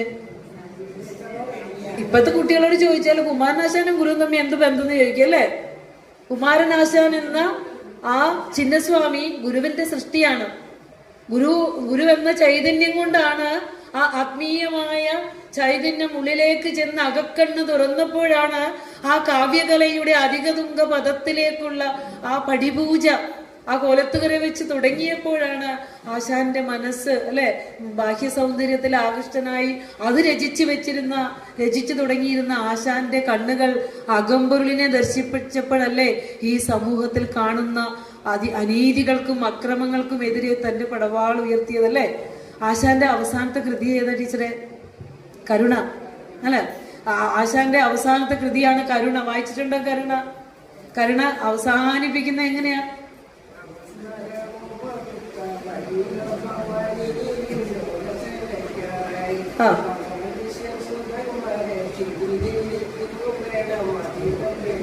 നമസ്കാരം ഉപഗുപ്ത വരിക ഭവാൻ നിർവാണ നിമഗ്നനാകാതെ വീണ്ടും ലോകസേവയ്ക്കായി പതിത കാരുണികരാം ഭവാദൃശസുതന്മാരെ ക്ഷിതിദേവിക്കിന്നു വേണം അധികം പേരെ. എന്താന്നറിയോ? നല്ല മനോഹരമായ കഥ കരുണ സംസ്കൃതത്തിലേക്ക് തർജ്ജമ ചെയ്ത് കൊടുത്ത് ഞാൻ എൻ്റെ മക്കളെ കൊണ്ട് സ്റ്റേറ്റ് വരെ നാടകം അഭിനയിപ്പിച്ചതാണ്. കരുണ, വാസവദത്തയുടെ കഥ. അതിലെ വാസവദത്ത എന്ന വേശ്യ സ്ത്രീ തന്റെ ശരീരം വിറ്റ് ജീവിച്ചിരുന്ന അതീവ സമ്പന്നയായ വാസവദത്ത അല്ലെ. അത് തുടക്കം തന്നെ ഇങ്ങനെയാ അല്ലെ. അനുപമ അല്ലെ. അനുപമ കൃപാനിധി അഖില ബാന്ധവൻ ശാക്യ ജിനദേവൻ ധർമ്മരശ്മി ചൊരിയും നാളിൽ ഉത്തരമധുരപുരിക്ക് ഉത്തരോപാന്തത്തിലുള്ള വിസ്തൃത രാജവീതിതൻ കിഴക്കരികിൽ. നമ്മൾ വായിച്ചാലുണ്ടല്ലോ പിന്നെ നമ്മൾ നിർത്തില്ല. ഇത് ഏറ്റവും അവസാനത്തെ രചന കരുണ അവസാനിപ്പിച്ചുകൊണ്ട് പറഞ്ഞ എന്താണെന്നറിയോ? ബുദ്ധഭിഷുവായ ബുദ്ധന്റെ ശിഷ്യനായ ആ ഉപഗുപ്തനോട് പറയാ, അല്ലയോ ഉപഗുപ്ത, നിനക്ക് 100 നമസ്കാരം. നിന്നെ പോലുള്ള ആയിരക്കണക്കിന് ഉപഗുപ്തന്മാർ ഇന്ന് ഈ കലിയുഗത്തിന് ആവശ്യമാണ്. പതിത കരുണയുള്ള കാരുണികരായ നിന്നെ പോലെയുള്ള ആളുകൾ നിർവ്വാണത്തിലാണ്ട് പോകില്ലേ? മഹാകവി കുമാരനാശാനോടും പ്രാർത്ഥിക്കാനുള്ളത് ഇത് മാത്രമാണ്. ഇനിയും കുമാരനാശാന്മാർ ഉണ്ടാകണം ഇവിടെ, അല്ലെ? എത്ര പെരുമാക്കൾ, അല്ലെ? ശങ്കരാചാര്യന്മാർ, എത്രയോ തുഞ്ചന്മാർ കുഞ്ചന്മാരും ക്രൂരമാം ജാതിയാൽ നൂനമലസിപ്പോയി കേരള മാതാവേ നിൻ വയറ്റിൽ, അല്ലെ? അങ്ങനെ ആ ഒന്നുമേ ഈ ലോകത്ത് പറയാനും ചെയ്യാനും അവനവന്റെ അനുഭൂതിയെ ഒന്ന് പറയാൻ പോലും സ്വാതന്ത്ര്യമില്ലാതെ കൊഴിഞ്ഞു പോയ എത്രയോ മുത്തുകളുണ്ട്. അപ്പൊ എല്ലാവരോടും കൂടി ആശാൻ പറയുന്നൊരു വാക്കുണ്ട്, നിങ്ങള് ഈ പാഴ്ചേറ്റിൽ അമർന്നു കിടക്കുന്ന മനുഷ്യരെ ആ വെളിച്ചം വീശുന്നതിന് വേണ്ടി നിങ്ങൾ ഇനിയും വരണമെന്ന് പറയുമ്പോൾ, വാസവദത്ത തന്റെ ശരീരം വിറ്റ് ജീവിച്ചിരുന്ന വാസവദത്ത മനസ്സുകൊണ്ട് ആഗ്രഹിച്ചിരുന്നു ഉപഗുപ്തനെ, അല്ലെ? ഉപഗുപ്തനെ എല്ലാവരെയും കാമിച്ചിരുന്ന അവൾ ധനത്തിനു വേണ്ടി മാത്രം ശരീരത്തെ കാമിച്ചിരുന്ന വാസവദത്ത ശരിക്കും ആഗ്രഹിച്ച ഉള്ളിൽ ഊറിയ സ്നേഹം കൊടുത്തത് ഉപഗുപ്തന് മാത്രം. പക്ഷെ ഉപഗുപ്തൻ വാസവദത്ത എടുത്ത് വന്നില്ല. വിളിക്കുമ്പോഴേക്ക് എന്തു പറയും? സമയമായില്ല പോലും, അല്ലെ? എപ്പോ ചോദിക്കുമ്പോഴും സമയമായില്ല. അപ്പോഴാണ് എന്ത് പറയുന്നത്? വാസവദത്ത പറയണത്, സമയമായില്ല പോലും, സമയമായില്ല പോലും, ക്ഷമയന്റെ ഹൃദയത്തിൽ അകന്നു തോഴി എന്ന് പറയുന്നല്ലേ. അങ്ങനെ അവസാനം ഉപഗുപ്തം വരുന്ന വരവിടെ എത്രയോ കാത്തു കൊതിച്ചിരുന്നു ബുദ്ധഭിക്ഷുവിനെ. അവസാനം വരണം എപ്പോഴാന്നറിയോ? വാസവദത്ത തന്റെ അടുത്ത് വന്ന ഒരു വ്യവസായിയെ മറ്റൊരു വ്യവസായിക്ക് വേണ്ടി കൊന്ന് ചാണകത്തിൽ പൂത്തുകയാണ്. ഒരു വലിയ സമ്പന്നനെ ഇപ്പൊ രാജാവ് പിടിച്ച് ശിക്ഷിച്ച് കരചരണാദികൾ ഛേദിച്ച് നേരെ ഇട്ടു. എങ്ങോട്ടേക്കാ? ശ്മശാനത്തിലേക്ക്. എല്ലാത്തിനും വിരക്തി വരുന്ന ഇടാണ് ശ്മശാനം. അപ്പോഴും ആ തോഴി വിശറി കൊണ്ട് ഈച്ചയെ ആട്ടിക്കൊണ്ട് ഇങ്ങനെ ഇരിക്കുന്നുണ്ട്. ഊർന്നു വീഴുന്ന രക്തം തുടച്ചുകൊണ്ട് ഇങ്ങനെ തോഴി ഇങ്ങനെ ഇരിക്കുന്ന ഒരു സന്ദർഭമുണ്ട്. ആ സന്ദർഭത്തിൽ ബുദ്ധഭിക്ഷു വരുന്നുണ്ട്, അല്ലെ? എത്രയോ താൻ ആരോഗ്യമായിരുന്നപ്പോൾ എത്രയോ ആഗ്രഹിച്ചു. അപ്പോഴാണ് സമയം, അല്ലെ? ആ കൈകൾ കുനിഞ്ഞൊന്ന് വാസവദത്തയുടെ തലയിൽ വെക്കുന്നുണ്ട്, അല്ലെ? വാസവദത്തയുടെ തലയിൽ വെച്ചിട്ട് അനുഗ്രഹം കൊടുക്കുന്നുണ്ട്. അപ്പോൾ മനസ്സിൽ പറഞ്ഞ വാക്ക് എന്താണെന്നറിയോ? ലോലമാം ക്ഷണമേ വേണ്ടു ബോധമുള്ളിൽ ജോലിപ്പാനും മാലണയ്ക്കും തമസ്സാകെ മാഞ്ഞുപോകാനും. എത്രയൊക്കെ പാപങ്ങൾ ചെയ്താലും ജീവിതത്തിന്റെ അവസാന സമയത്തിൽ ഒരു ക്ഷണം ഗുരുകാരുണ്യമുണ്ടെങ്കിൽ നമ്മളുടെയൊക്കെ ഇരുട്ട് പോകുമല്ലേ? ഇത് അങ്കുലിമാലക്ക് ബുദ്ധൻ കൊടുത്തതല്ലേ? അങ്കുലിമാല എന്നൊരു ഒരു കൊടും ഭീകരൻ അങ്കുലിമാല 999 പേരെ കൊന്ന് വിരലുകൾ കൊണ്ട് മാല കോർത്തിട്ടുകൊണ്ട് നടക്കുന്ന കൊടും ഭീകരൻ 1000ാമത്തെ വിരല് ബുദ്ധന്റെ ആകണമെന്ന് കരുതി അന്വേഷിച്ച് നടക്കുമ്പോൾ ബുദ്ധൻ വരുന്നു മുൻപിൽ. ബുദ്ധന്റെ സാരോപദേശം കേട്ട് ആ കൊടും ഭീകരൻ ഒരു ക്ഷണം കൊണ്ട് ആത്മീയമായ പാതയിലേക്ക് വന്ന കഥ, അല്ലെ? അപ്പോ ഈ ഒരു ആത്മീയ ചൈതന്യത്തിലേക്ക് കുമാരനാശാനെ കൈ പിടിച്ചുയർത്തിയതാരാ? ഗുരുവെന്ന പരമ്പൊരുൾ തന്നെ. അപ്പൊ നമ്മളൊക്കെ ഇങ്ങനെ ഇരുട്ടിൽ തപ്പിയൊക്കെ ജീവിക്കുമ്പോൾ ഗുരുവിന്റെ മുമ്പിൽ നിന്ന് കണ്ണടച്ചൊന്ന് പ്രാർത്ഥിക്കുക, ഭഗവാനെ ഇങ്ങനെ പ്രസംഗിച്ച് നടക്കാതെ, ഇങ്ങനെ പാടി നടക്കാതെ, ഈ ഉള്ളിലേക്ക് അങ്ങ് കൊളുത്തി വെച്ചിരിക്കുന്ന ഈ തിരുനാളത്തെ ഒന്ന് പ്രോജ്വലിപ്പിക്കണേ, എൻ്റെ ജീവിതം ഒന്ന് സാർത്ഥകമാക്കണേ എന്ന് പ്രാർത്ഥിക്കാനുള്ള അറിവ് നമുക്ക് ഉണ്ടാവണം. അതില്ലാത്തത് കൊണ്ടാണ് ഇപ്പൊ പറഞ്ഞില്ലേ, കുടുംബയോഗങ്ങളൊക്കെ നമ്മൾ നിർത്തിവെച്ചു. ആ ഓട്ടമൊക്കെ വേണമെങ്കിൽ നമ്മൾ ദൂരേക്കൊക്കെ ഓടണ്ടാവും, അല്ലെ? ദൂരേക്കൊക്കെ നമ്മൾ ഓടണ്ടാവും. ഓടുന്ന എന്തും ചോദിച്ചായിരിക്കും? നമുക്ക് ഇഷ്ടംപോലെ പരാതികളും പരിഭവങ്ങളുടെ ഒക്കെ കെട്ടഴിക്കാനുണ്ട്. അതൊക്കെ അവിടുന്ന് ചോദിച്ച് കിട്ടുമെന്ന് കരുതി നമ്മൾ ഓടുന്നുണ്ടാവും. പക്ഷേ ഒരു കാര്യം, ഗുരുവിന്റെ ഭക്തി ദർശനം പഠിക്കണം.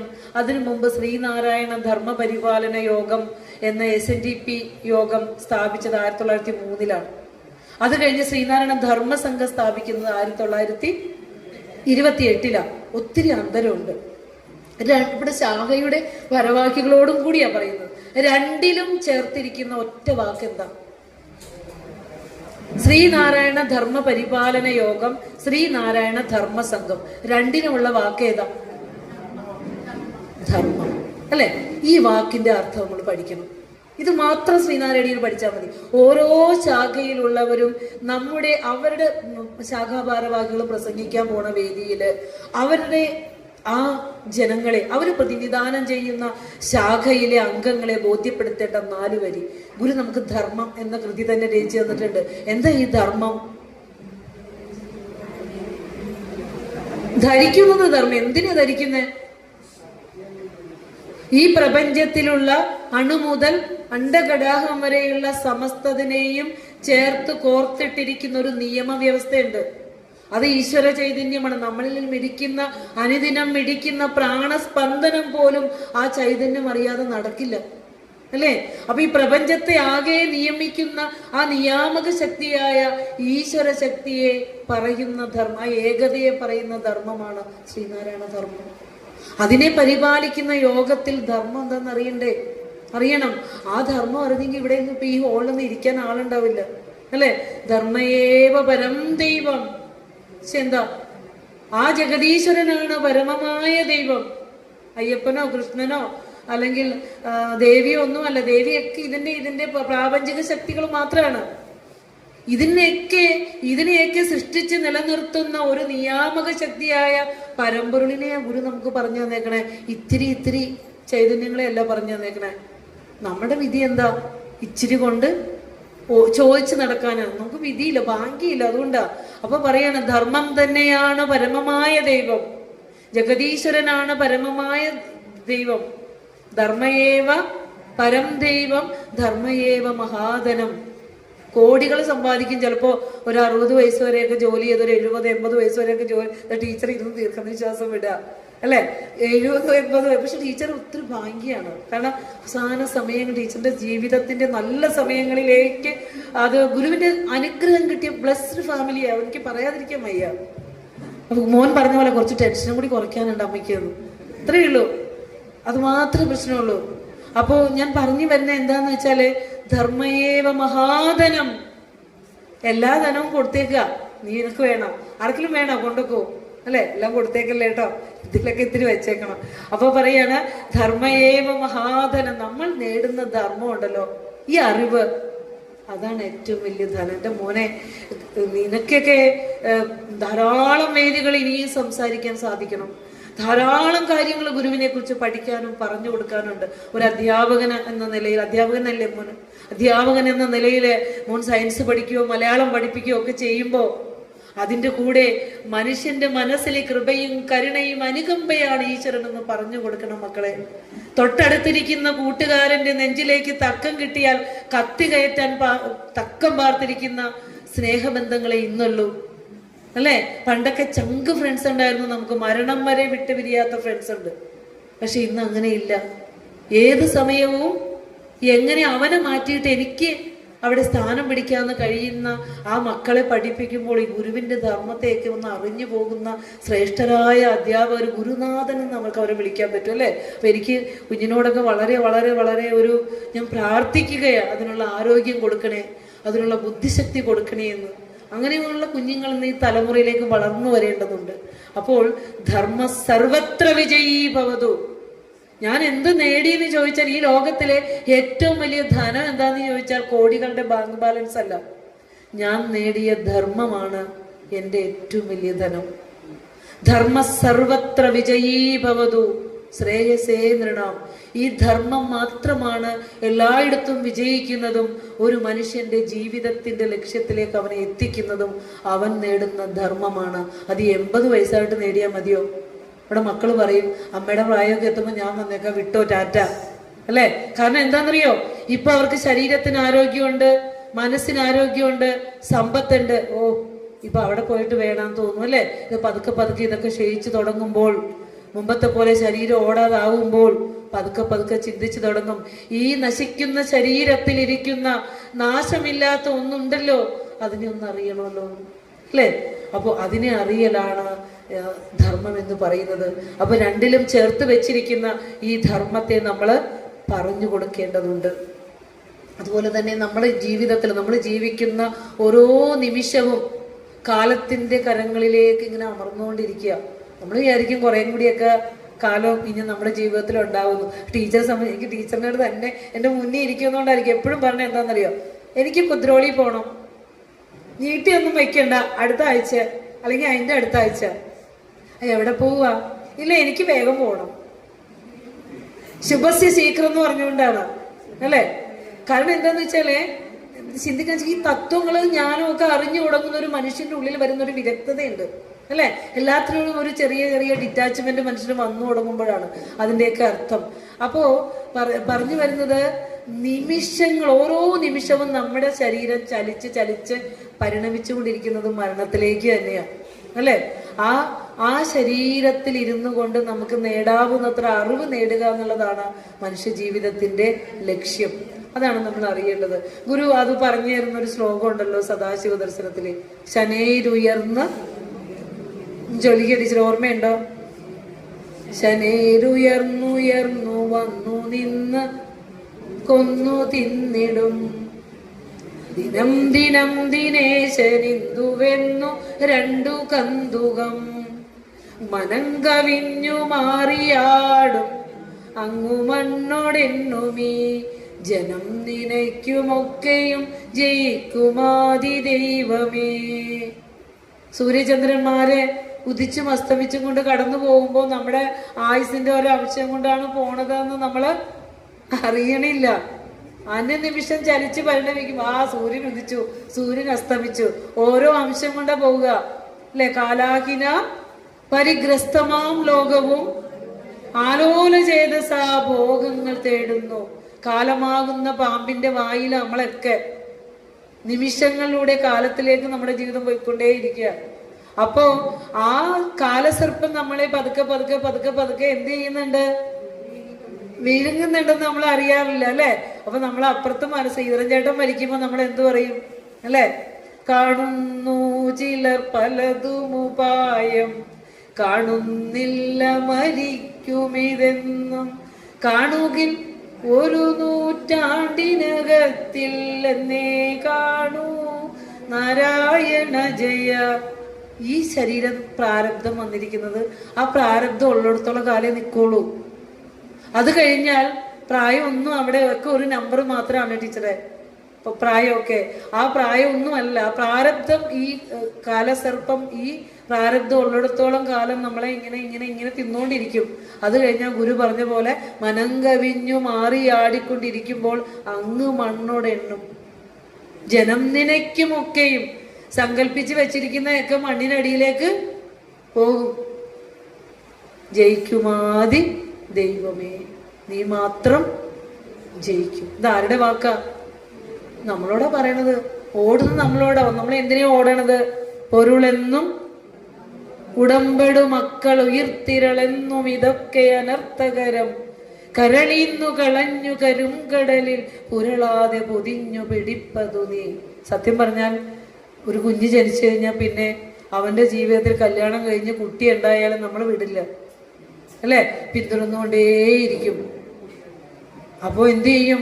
ആ കുട്ടിക്ക് കല്യാണം കഴിഞ്ഞാൽ അതിനൊരു കുട്ടിയെ കണ്ടിട്ടേ പോവുള്ളൂ എന്ന് പറഞ്ഞ് നമ്മളിരിക്കും.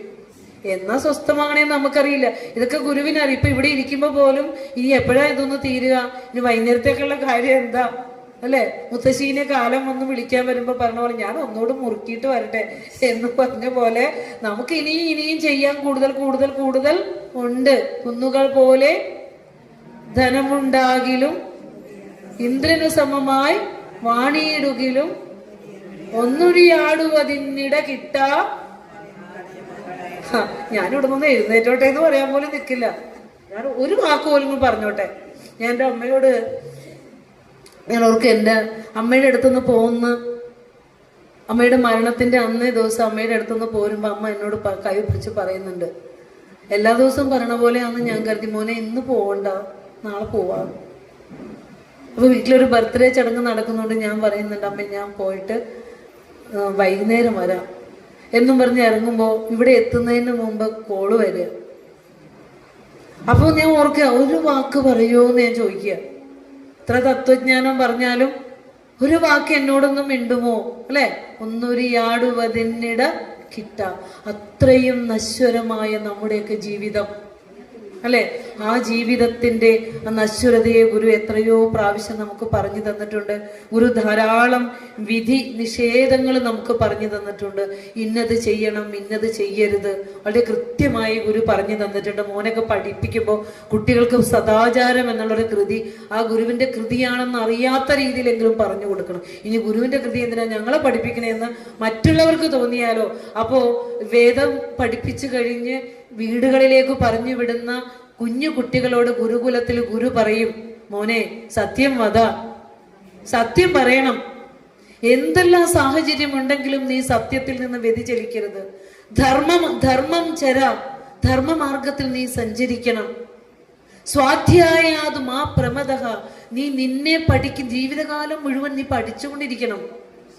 അല്ലാതെ ഫിസിക്സും കെമിസ്ട്രിയും പഠിച്ച് പോസ്റ്റ് ഗ്രാജുവേഷൻ കിട്ടി ജോലി കിട്ടിയ പഠിത്തം അവിടെ നിർത്തലല്ല, അടുത്ത പഠനം തുടങ്ങണം, അല്ലെ?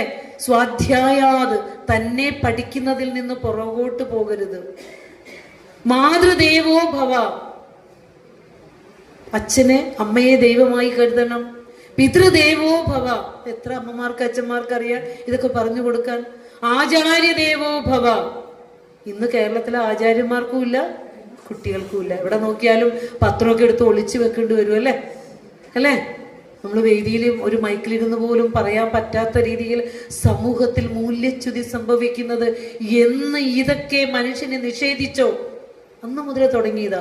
മാതൃദേവോ ഭവ, പിതൃദേവോ ഭവ, അതിഥി ദേവോ ഭവ, ആചാര്യദേവോ ഭവ, ഇതൊക്കെ പറഞ്ഞു കൊടുക്കും. എന്നിട്ടൊരു വാക്ക് പറയും, പ്രജാതന്തും മാ വ്യവച്ഛേസി, സന്തതി പരമ്പരകളെ ഛേദിച്ച് കളയരുതേ കുഞ്ഞെ. ഇന്ന് അതാവശ്യം, അല്ലെ? എന്താ അതിന്റെ അർത്ഥം? മനസ്സിലായോ എന്തെങ്കിലും? ഈ ഒരു തലമുറ എടുത്തിരിക്കുന്ന തീരുമാനം എന്താണെന്നറിയോ? നമ്മളിവിടെ ഗുരു ക്ലാസ് നടത്തണ്ട, കുടുംബയോഗം നടത്തണ്ട, ഗുരുവിനെ പരിചയപ്പെടുത്തി കൊടുത്തണ്ട. പക്ഷേ നമ്മള് ഒരു നന്മയുള്ള ഒരു മനസ്സ് പോലും നമുക്കൊന്ന് സംസാരിക്കാൻ പോലും കിട്ടാത്ത കലിയുഗത്തിന്റെ ഇരുട്ടിലേക്കാണ് നമ്മൾ നടന്നു നീങ്ങുന്നത് എന്ന വലിയൊരു അറിവ് നമുക്കുണ്ടാകണം. വിവാഹമേ വേണ്ടാന്ന് തീരുമാനമെടുക്കുന്ന പെൺകുട്ടികളുണ്ട്. വിവാഹം കഴിഞ്ഞാൽ പ്രസവിക്കാൻ എനിക്ക് വയ്യ എന്ന് പറയുന്ന ഒരു തലമുറയിലേക്ക് കാലം നടന്നെടുത്തുകൊണ്ടിരിക്കുകയാണ്, അല്ലെ? ഒന്ന് ആലോചിച്ച് നോക്കൂ. എനിക്കൊന്നേ പറയാനുള്ള അവരോടൊക്കെ, നിനക്കൊരു രോഗം, നീ ജനിച്ചത് ഒരു അമ്മയുടെ വയറ്റിൽ നിന്നല്ലേ? അതുകൊണ്ടല്ലേ നിനക്ക് ഇന്ന് ഇങ്ങനെ തീരുമാനം എടുക്കാൻ നീ എന്ന ശരീരമുള്ളത് പോലും. നിനക്ക് രോഗം വന്നാൽ നീ ചികിത്സിക്കാൻ പോയി കിടക്കുമ്പോൾ നിന്നെ ചികിത്സിക്കുന്ന ഒരു ഡോക്ടറല്ലേ? അതൊരു അമ്മയ്ക്ക് ജനിച്ചതല്ലേ? നീ പഠിക്കാൻ പോകുന്ന ഗുരുക്കന്മാർ ഒരു അമ്മയ്ക്ക് ജനിച്ചതല്ലേ?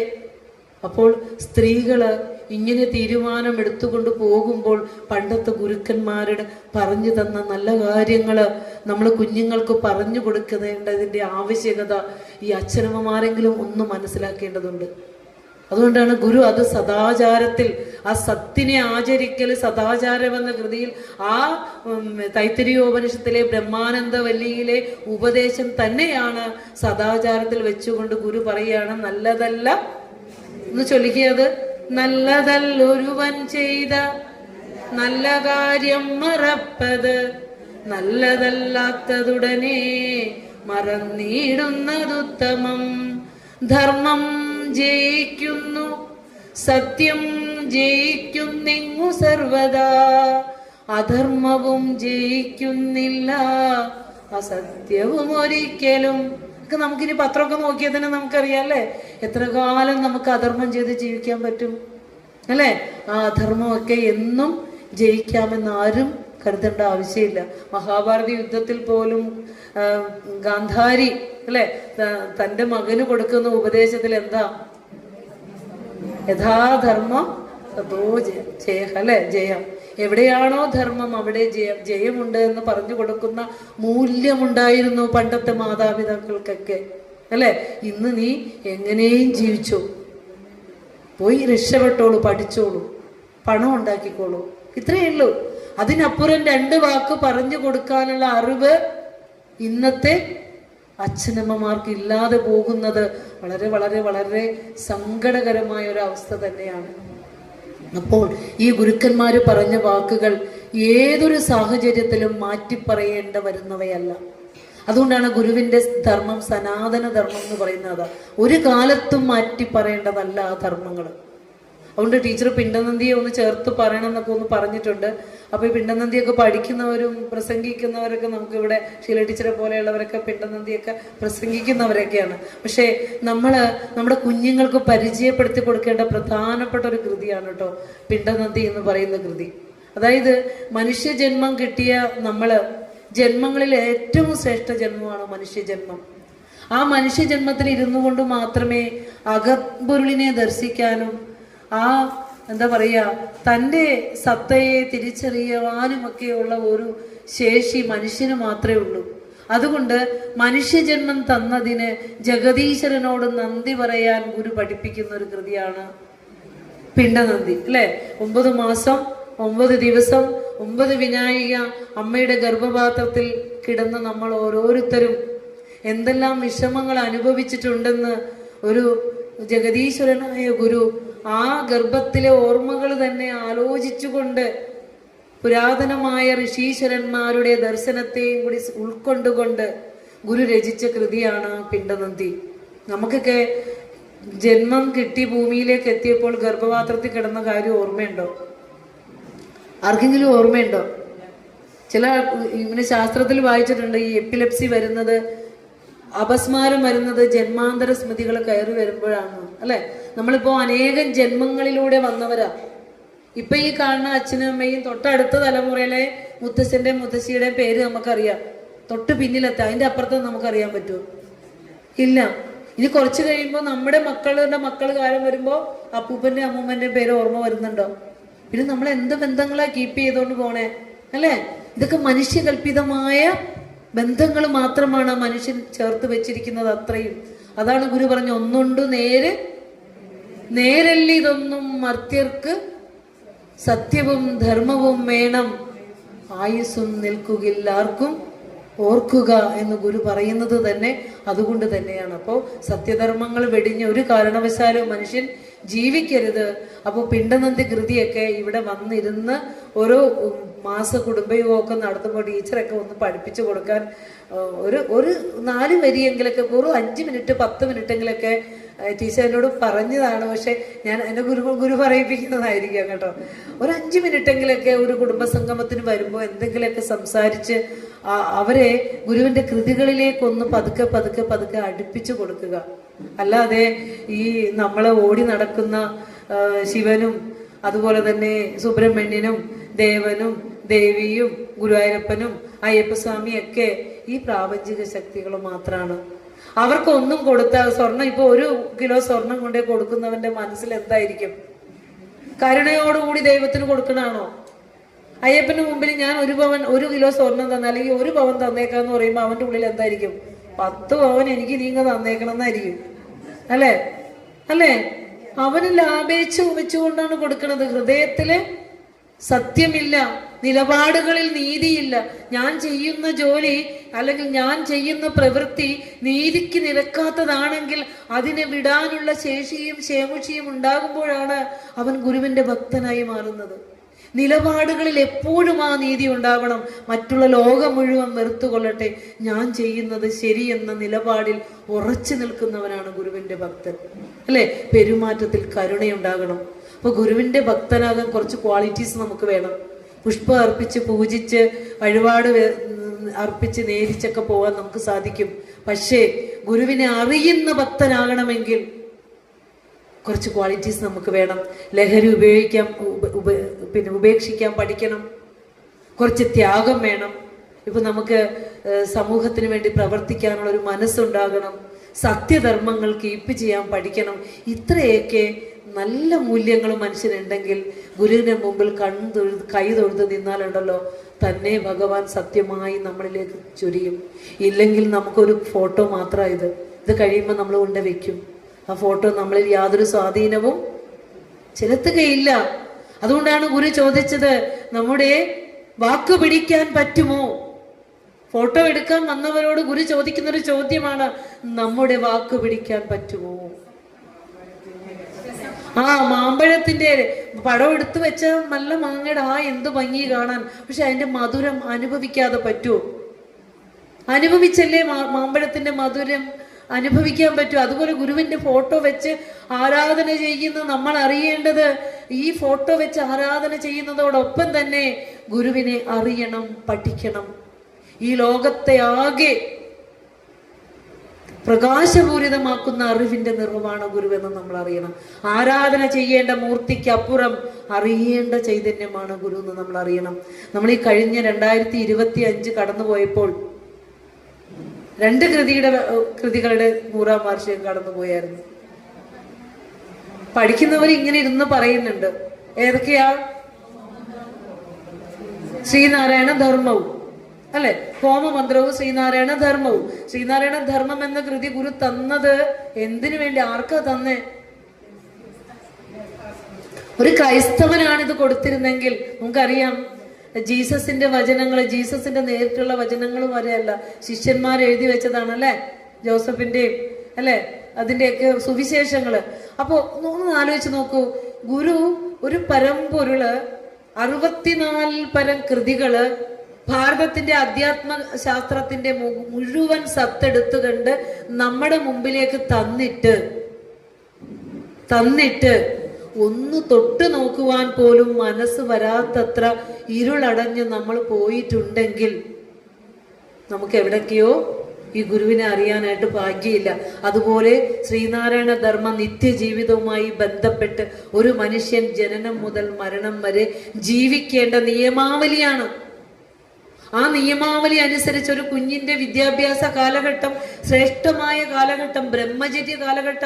ചിന്നസ്വാമിക്ക് ബ്രഹ്മചര്യ കാലഘട്ടത്തിൽ ഗുരുവിന്റെ അടുത്ത് എത്തിയപ്പോൾ ആ തെളിഞ്ഞ ബ്രഹ്മചര്യത്തിൽ സകലതും അറിഞ്ഞത് കൊണ്ടാണ് ഇത്രയും തെളിമയാർന്ന രചനകള് ചിന്നസ്വാമിയിൽ നിന്ന്, കുമാരനാശാൽ നിന്ന് വന്നത്, അല്ലെ?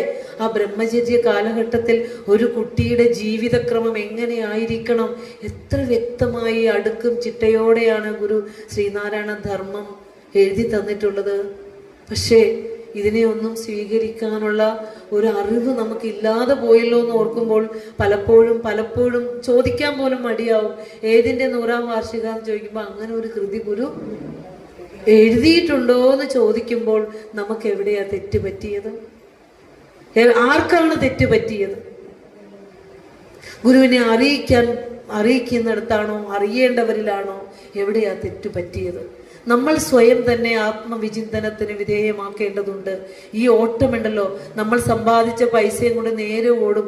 സ്വന്തം ക്ഷേത്രത്തിൽ ഒരു ഗുരുമണ്ഡപം ഉണ്ടെങ്കിലും അത് അവിടെ കൊണ്ടേ സമർപ്പിക്കുന്നതിന് പകരം അത് കയ്യിൽ പിടിച്ച് ഇവിടെ 1 രൂപ വെള്ളി നാണയം ഇടും, ഞാൻ ഇതും കൊണ്ട് 1000 രൂപയും കൊണ്ട് പോവുക കേട്ടോ, വലിയ കാര്യങ്ങൾ സാധിക്കാൻ വലിയ ശക്തിയുടെ അടുത്തേക്ക് പോവുക എന്ന് പറഞ്ഞ് നമ്മൾ ഓടുമ്പോൾ ഗുരു പറയുന്നു നമ്മളോട്, കൽപ്പിച്ച പോലെ വരുമെന്നു നിനച്ചു കണ്ടിട്ട് അർപ്പിച്ചിടുന്നടിയൻ ഒക്കെയുമങ്ങു ശംഭോ.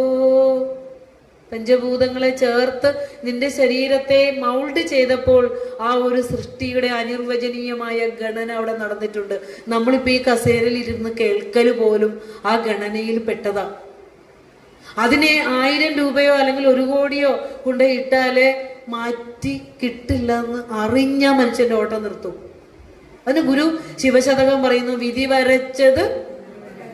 വിധി വരച്ചതു മാറി വരാൻ പണി പ്രതിവിധിക്കുമകറ്റരുതായത് ഇതി പറഞ്ഞു വരുന്നു മഹാജനം മതിയിലൊന്നടിയെന്നറിയാവതോ. മാറ്റാൻ പറ്റില്ല. സങ്കടപ്പെടുവൊന്നും വേണ്ട. ടീച്ചറെ ചങ്കില് കത്തി വെക്കണ വർത്താനം പറയല്ലേ, ഞാനിതെല്ലാം പൈസ കൊടുത്ത് നേടാന്ന് കരുതി ആരിയ്ക്കുന്നുണ്ടോ? നടക്കില്ല.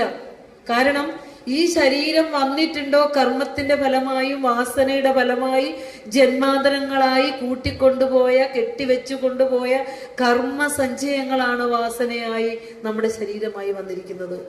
അത് മാറി വരണമെങ്കിൽ പൈസ കൊടുത്താലൊന്നും കിട്ടില്ല. അത് ഈ പ്രാരബ്ധം വന്നു പോയപ്പോഴും ഗുരു പറഞ്ഞൊരു കാര്യമുണ്ടല്ലേ, ദണ്ഡപ്പെടുത്തുമൊരു ദേവതയിങ്കൽ നിന്നെൻ പിണ്ടത്തിനമൃതു നൽകി വളർത്ത ശംഭോ. മണ്ണും ജലം കനലും അമ്പരൊക്കെ എടുത്ത് പഞ്ചഭൂതങ്ങളെ മൗൾഡ് ചെയ്ത് 5 എലമെന്റ് ആയിരിക്കണേ. ആറാമതൊന്നില്ല. അതുകൊണ്ട് ഉണ്ടാക്കിയ ഈ ശരീരത്തിലേക്ക് പ്രാണനാകുന്ന എരി പകർന്നു കൊടുത്തപ്പോൾ അവിടെ ഈ കർമ്മദേവതയിൽ നിന്ന്, ആ വേദനയിൽ നിന്ന് രക്ഷിക്കാനുള്ള മറുമരുന്നായിട്ട് ആ അമൃത് അവിടെ നിറച്ചു വെച്ചിട്ടുണ്ട് ജഗദീശ്വരൻ. കടുത്ത വേദന അനുഭവിക്കുമ്പോഴും, കടുത്ത ദുഃഖങ്ങൾ അനുഭവിക്കുമ്പോഴും, ഒറ്റപ്പെടൽ അനുഭവിക്കുമ്പോഴും, ഒറ്റക്കായി പോകുമ്പോഴും അല്ല, ഒക്കെ നമ്മളിൽ ഇരുന്നു കൊണ്ടാണ് ആശ്വാസം അരുളുന്നത്, പുറത്തുനിന്നല്ല. എവിടേക്ക് പോയി നിങ്ങൾ പ്രാർത്ഥിച്ചാലും കണ്ണടച്ചു പ്രാർത്ഥിക്കുന്നത് അവനവനിലേക്കാണ്. നിന്നിൽ ബോധമുള്ളത് കൊണ്ടാണ് നിനക്ക് ഗുരുവായൂർ പോകാൻ പറ്റിയതെന്ന് അറിയണ്ടേ, അല്ലേ? നിന്റെ ആത്മചൈതന്യം അല്ലേ നിന്നെ അവിടെ വരെ നടത്തിച്ചത്, അല്ലേ? എന്തിത് മനസ്സിലാക്കാൻ ബുദ്ധിമുട്ട്? നിന്റെ ചൈതന്യം ഉള്ളത് കൊണ്ട് ഈ ബോധത്തിലാണ് ഗുരുവായൂരപ്പൻ വന്നത്, ഈ ബോധത്തിലാണ് അയ്യപ്പസ്വാമി വന്നത്. അതാണ് തത്വമസി. നീ തന്നെ ആട്ടോ അത്. അപ്പൊ നമ്മളവിടെ എന്താ വിചാരിച്ചു? അത് എന്റെയാണെന്ന് വിചാരിച്ചതല്ലേ? ആ കാണൊക്കെ എന്റെയാണെന്ന് വിചാരിച്ചിട്ടുണ്ടാവും. അപ്പൊ അതാണ് പറ്റിയത്. ആ ഇരിക്കുന്ന പൊരുള് നീയാന്നാണ്, നാമവും രൂപമൊന്നും അല്ല. ആ പൊരുള് നിന്നിൽ പ്രകാശിക്കുന്ന ചൈതന്യം, ആ ചൈതന്യത്തിന്റെ ഒരംശമാണ് കേട്ടോ കൊളുത്തി വെച്ചേക്കണം നീയും എന്നറിയാനാ പോണ്ടത് അവിടെ, അല്ലേ? ഈ അറിവ് മനുഷ്യന് എന്നാ ഉണ്ടാവണേ? ഈ ഇരുട്ട് എന്നാ മനുഷ്യന് മാറണത്? അപ്പോൾ ഇങ്ങനെ നമ്മൾ പൈസയും കൊണ്ട് 4 വഴിക്കും ഓടുമ്പോൾ നമ്മളിൽ ആ ഈ വരുന്ന ജീവിത പ്രശ്നങ്ങളെയും ദുഃഖങ്ങളെയും അതിജീവിക്കാനുള്ള അമൃത് നമ്മുടെ ഉള്ളിൽ തന്നെയാണ് നിറച്ചു വെച്ചിരിക്കുന്നത്. കൃപാസനത്തിൽ നിന്ന് കിട്ടുന്നതല്ലത്, വേറെ എവിടെ ഓടിച്ചെന്നാലും കിട്ടുന്നതല്ല. ആ കൃപയെ ഗുരു നമുക്ക് പരിചയപ്പെടുത്തി തരുന്നുണ്ട് അനുകമ്പാ ദശകത്തിലല്ലേ?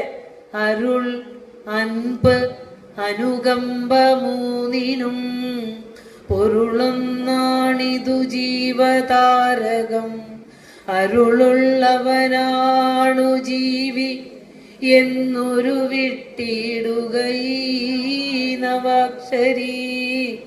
ഓം നമോ ഭഗവതേ വാസുദേവായ എന്ന് പറയേണ്ടടുത്ത് അരുളുള്ളവനാണ് ജീവി 9 അക്ഷരം ജപിച്ചോണ്ട് നടന്നോ. ഓം നമോ ഭഗവതേ വാസുദേവായ എന്ന് വിളിച്ചാൽ നിനക്ക് കിട്ടണത് ഈ കരുണയാ. ആ കരുണ തന്നെ ഗുരു ഡയറക്റ്റ് തരിക. ഓം നമശിവായ എന്ന് പറയുന്നതിന് പകരം അരുളുള്ളവനാണു ജീവി. അരുൾ, അൻപ്, അനുകമ്പ ഈസ് ഈക്വൽ ടു ദൈവം. ഇത് 3ഉം കട്ട് ചെയ്താൽ ദൈവവും ഇല്ല. മനസ്സിലാകുന്നുണ്ടോ? ഹൃദയത്തിൽ അൻപും അനുകമ്പയും കരുണയും ഉണ്ടെങ്കിൽ ഓട്ടത്തിൻ്റെയൊക്കെ സ്പീഡ് കുറയും. അതുകൊണ്ട് ദൈവ സാന്നിധ്യങ്ങൾക്ക് പകരം അരുളാണ്, അൻപാണ്, അനുകമ്പയാണ് ഈശ്വരൻ എന്ന് പറഞ്ഞു തന്ന ഈ ഗുരുവിനെ പറഞ്ഞു കൊടുക്കാത്ത ഒരിടം ഗുരുവിന്റെ ഭക്തന്മാരുടെ ഇടമല്ല. എത്രയോ മനസ്സുകളിൽ ഹൃദയങ്ങൾ ആർദ്രമാകും ഗുരുവിനെ പഠിപ്പിച്ചു തുടങ്ങുമ്പോൾ. നമുക്ക് പറയാൻ പോലും നാവ് ചലിക്കുകയില്ല, അല്ലെ? ദൈവത്തിന്റെ സ്ഥാനത്ത് അരുളിനെയും അൻപിനെയും അനുകമ്പയെയും പ്രതിഷ്ഠിച്ച് ആരാധന ചെയ്യാൻ ഈ കലിയുഗവാസികളായ നമ്മളോട് ഗുരു പറഞ്ഞു തരിക. കാരണം പ്രതിഷ്ഠകൾ ചെയ്ത് പോകുമ്പോഴൊക്കെ പ്രതിഷ്ഠയായി, ഉത്സവമായി, ആരാധനയായി ധനം പിന്നെയും അതിനുവേണ്ടി മുടക്കി മനുഷ്യൻ മുടിഞ്ഞു പോയിക്കൊണ്ടിരിക്കുകയാണ്. ഉത്സവങ്ങളൊക്കെ നടത്തി അപ്പോൾ ഗുരു പ്രതിഷ്ഠ ഒന്ന് മാറ്റി പിടിച്ചു. ഒരിക്കപ്പോഴേ എത്തിയപ്പോ എന്തു കൊടുത്തു? സത്യം, ധർമ്മം, ദയ, ശാന്തിയാണ് ഈശ്വരൻ. സത്യമാണ് ദൈവം, ധർമ്മമാണ് ദൈവം, ശാന്തി എവിടെയുണ്ടോ അവനാണ്, അവിടെയാണ് ദൈവം, അല്ലെ? സ്നേഹമാണ് ദൈവം. എല്ലായിടത്ത് അവര് ദൈവസ്വരൂപികൾ തന്നെയാണ്. അവർ ക്ഷേത്രങ്ങളിൽ ഓടേണ്ട ആവശ്യമുണ്ടോ? ഒരു കണ്ണീരണിഞ്ഞിരിക്കുന്ന ഒരുവനെ തോളിൽ തട്ടിയെങ്കിലും ആശ്വസിപ്പിക്കാൻ ഉള്ളിൽ കരുണയില്ലാത്ത ഒരുവൻ ദൈവത്തിന്റെ മുന്നിലേക്ക് ഓടുമ്പോൾ അവൻ ഭക്തനാണെന്ന് പറയാൻ പറ്റുമോ? അതുകൊണ്ടാണ് ഗുരു പറഞ്ഞത് അരുളുള്ളവനാണ് ജീവി എന്ന 9 അക്ഷരങ്ങൾ ഉരുവിട്ടുകൊണ്ട് ജീവിക്കാൻ ഗുരു പറയാ. അരുളും അൻപും അനുകമ്പയുമാണ് ഒരു മനുഷ്യന്റെ ജീവിതത്തിന്റെ താരകമന്ത്രമായിരിക്കുന്നത്. ഈ ജീവിതത്തിന്റെ മറുകരയിൽ എത്തിക്കുന്ന മന്ത്രം ഗുരു നമുക്ക് പറഞ്ഞു തന്നിട്ടുണ്ട്. ഇതിനെയാണ് നമ്മൾ എന്താ പറയുക, ഹൃദയത്തിൽ വെച്ച് ആരാധന ചെയ്യേണ്ടത്. വിളക്ക് പ്രതീക്ഷിച്ചപ്പോഴും അങ്ങനെ തന്നെയല്ലേ? നമ്മൾ എന്ത് ഇതൊക്കെ പഠിക്കാത്തെ? ഗുരുവിന്റെ പ്രതിഷ്ഠകൾ വെറുതെ പഠിച്ചാൽ മതിയല്ലോ. ഗുരു എന്താ ചെയ്തേ? എന്തിനാ ഗുരു ഇതൊക്കെ ചെയ്തേ? അതാണ് പറഞ്ഞ ആരായുകിൽ. ആശാൻ പറഞ്ഞു തന്നിട്ട് നമ്മളൊന്നും ആരായാനൊന്നും പോയില്ല. നമ്മൾ പാടിക്കൊണ്ട് നടക്കും. ആർക്കാ ഇതിനൊക്കെ സമയം അല്ലെ? ആ ശ്ലോകം ഒന്ന് ചൊല്ലി എപ്പിക്കുമ്പോ തന്നെ 3 പ്രാവശ്യം ഇനി എത്ര വരി ഇടന്ന് ചിന്തിക്കും അല്ലെ? അതാണ് നമ്മുടെയൊക്കെ ഭക്തി. അത്രയേ ഉള്ളൂ. നാം 73 വയസ്സ് വരെയുള്ള ഭഗവാന്റെ ജീവിതത്തിലെ ഒരു അണു പോലും ആ രോഗകാലം 6 മാസത്തിനപ്പുറം ഈ അപരനു വേണ്ടി അഹർനിശം പ്രയത്നിച്ച കൃപാലുവായിക്കൊണ്ട് ഈ ലോകത്ത് നടന്നു നീങ്ങിയ മഹാഗുരുവിനെ ഒന്നും പറയാനും പഠിക്കാനും ഒന്നും നമുക്ക് നേരമില്ല അല്ലെ? ആ ഗുരുവിന്റെ കാരുണ്യപൂർണമായ ജീവിതം, അനുകമ്പ, അതിലൂടെ നേടിയെടുത്ത സൗഭാഗ്യങ്ങളിലാണ് നമ്മൾ ജീവിക്കുന്നത്. പക്ഷെ ഗുരുവിനെ അറിയാനോ അറിയിക്കാനോ നമുക്ക് നേരാമിതത്തിൽ സാധിക്കുന്നില്ല എന്നുള്ളത് തന്നെ വളരെ കഷ്ടമാണ്. അറിവാണ് ഈശ്വരൻ എന്ന് പറയുമ്പോൾ വിളക്കിനെ പ്രതീക്ഷിച്ചു തന്നു ഗുരു അല്ലെ? ഇതൊക്കെ എന്താ ലക്ഷ്യം വെക്കുന്നത്? ഈശ്വരൻ എവിടെ ഇരിക്കണേ? അതൊക്കെ ഇങ്ങനെ പറയും. അതങ്ങനെ അത്ര ആത്മാർത്ഥമായിട്ടാണോ പറഞ്ഞേ? ആണല്ലേ?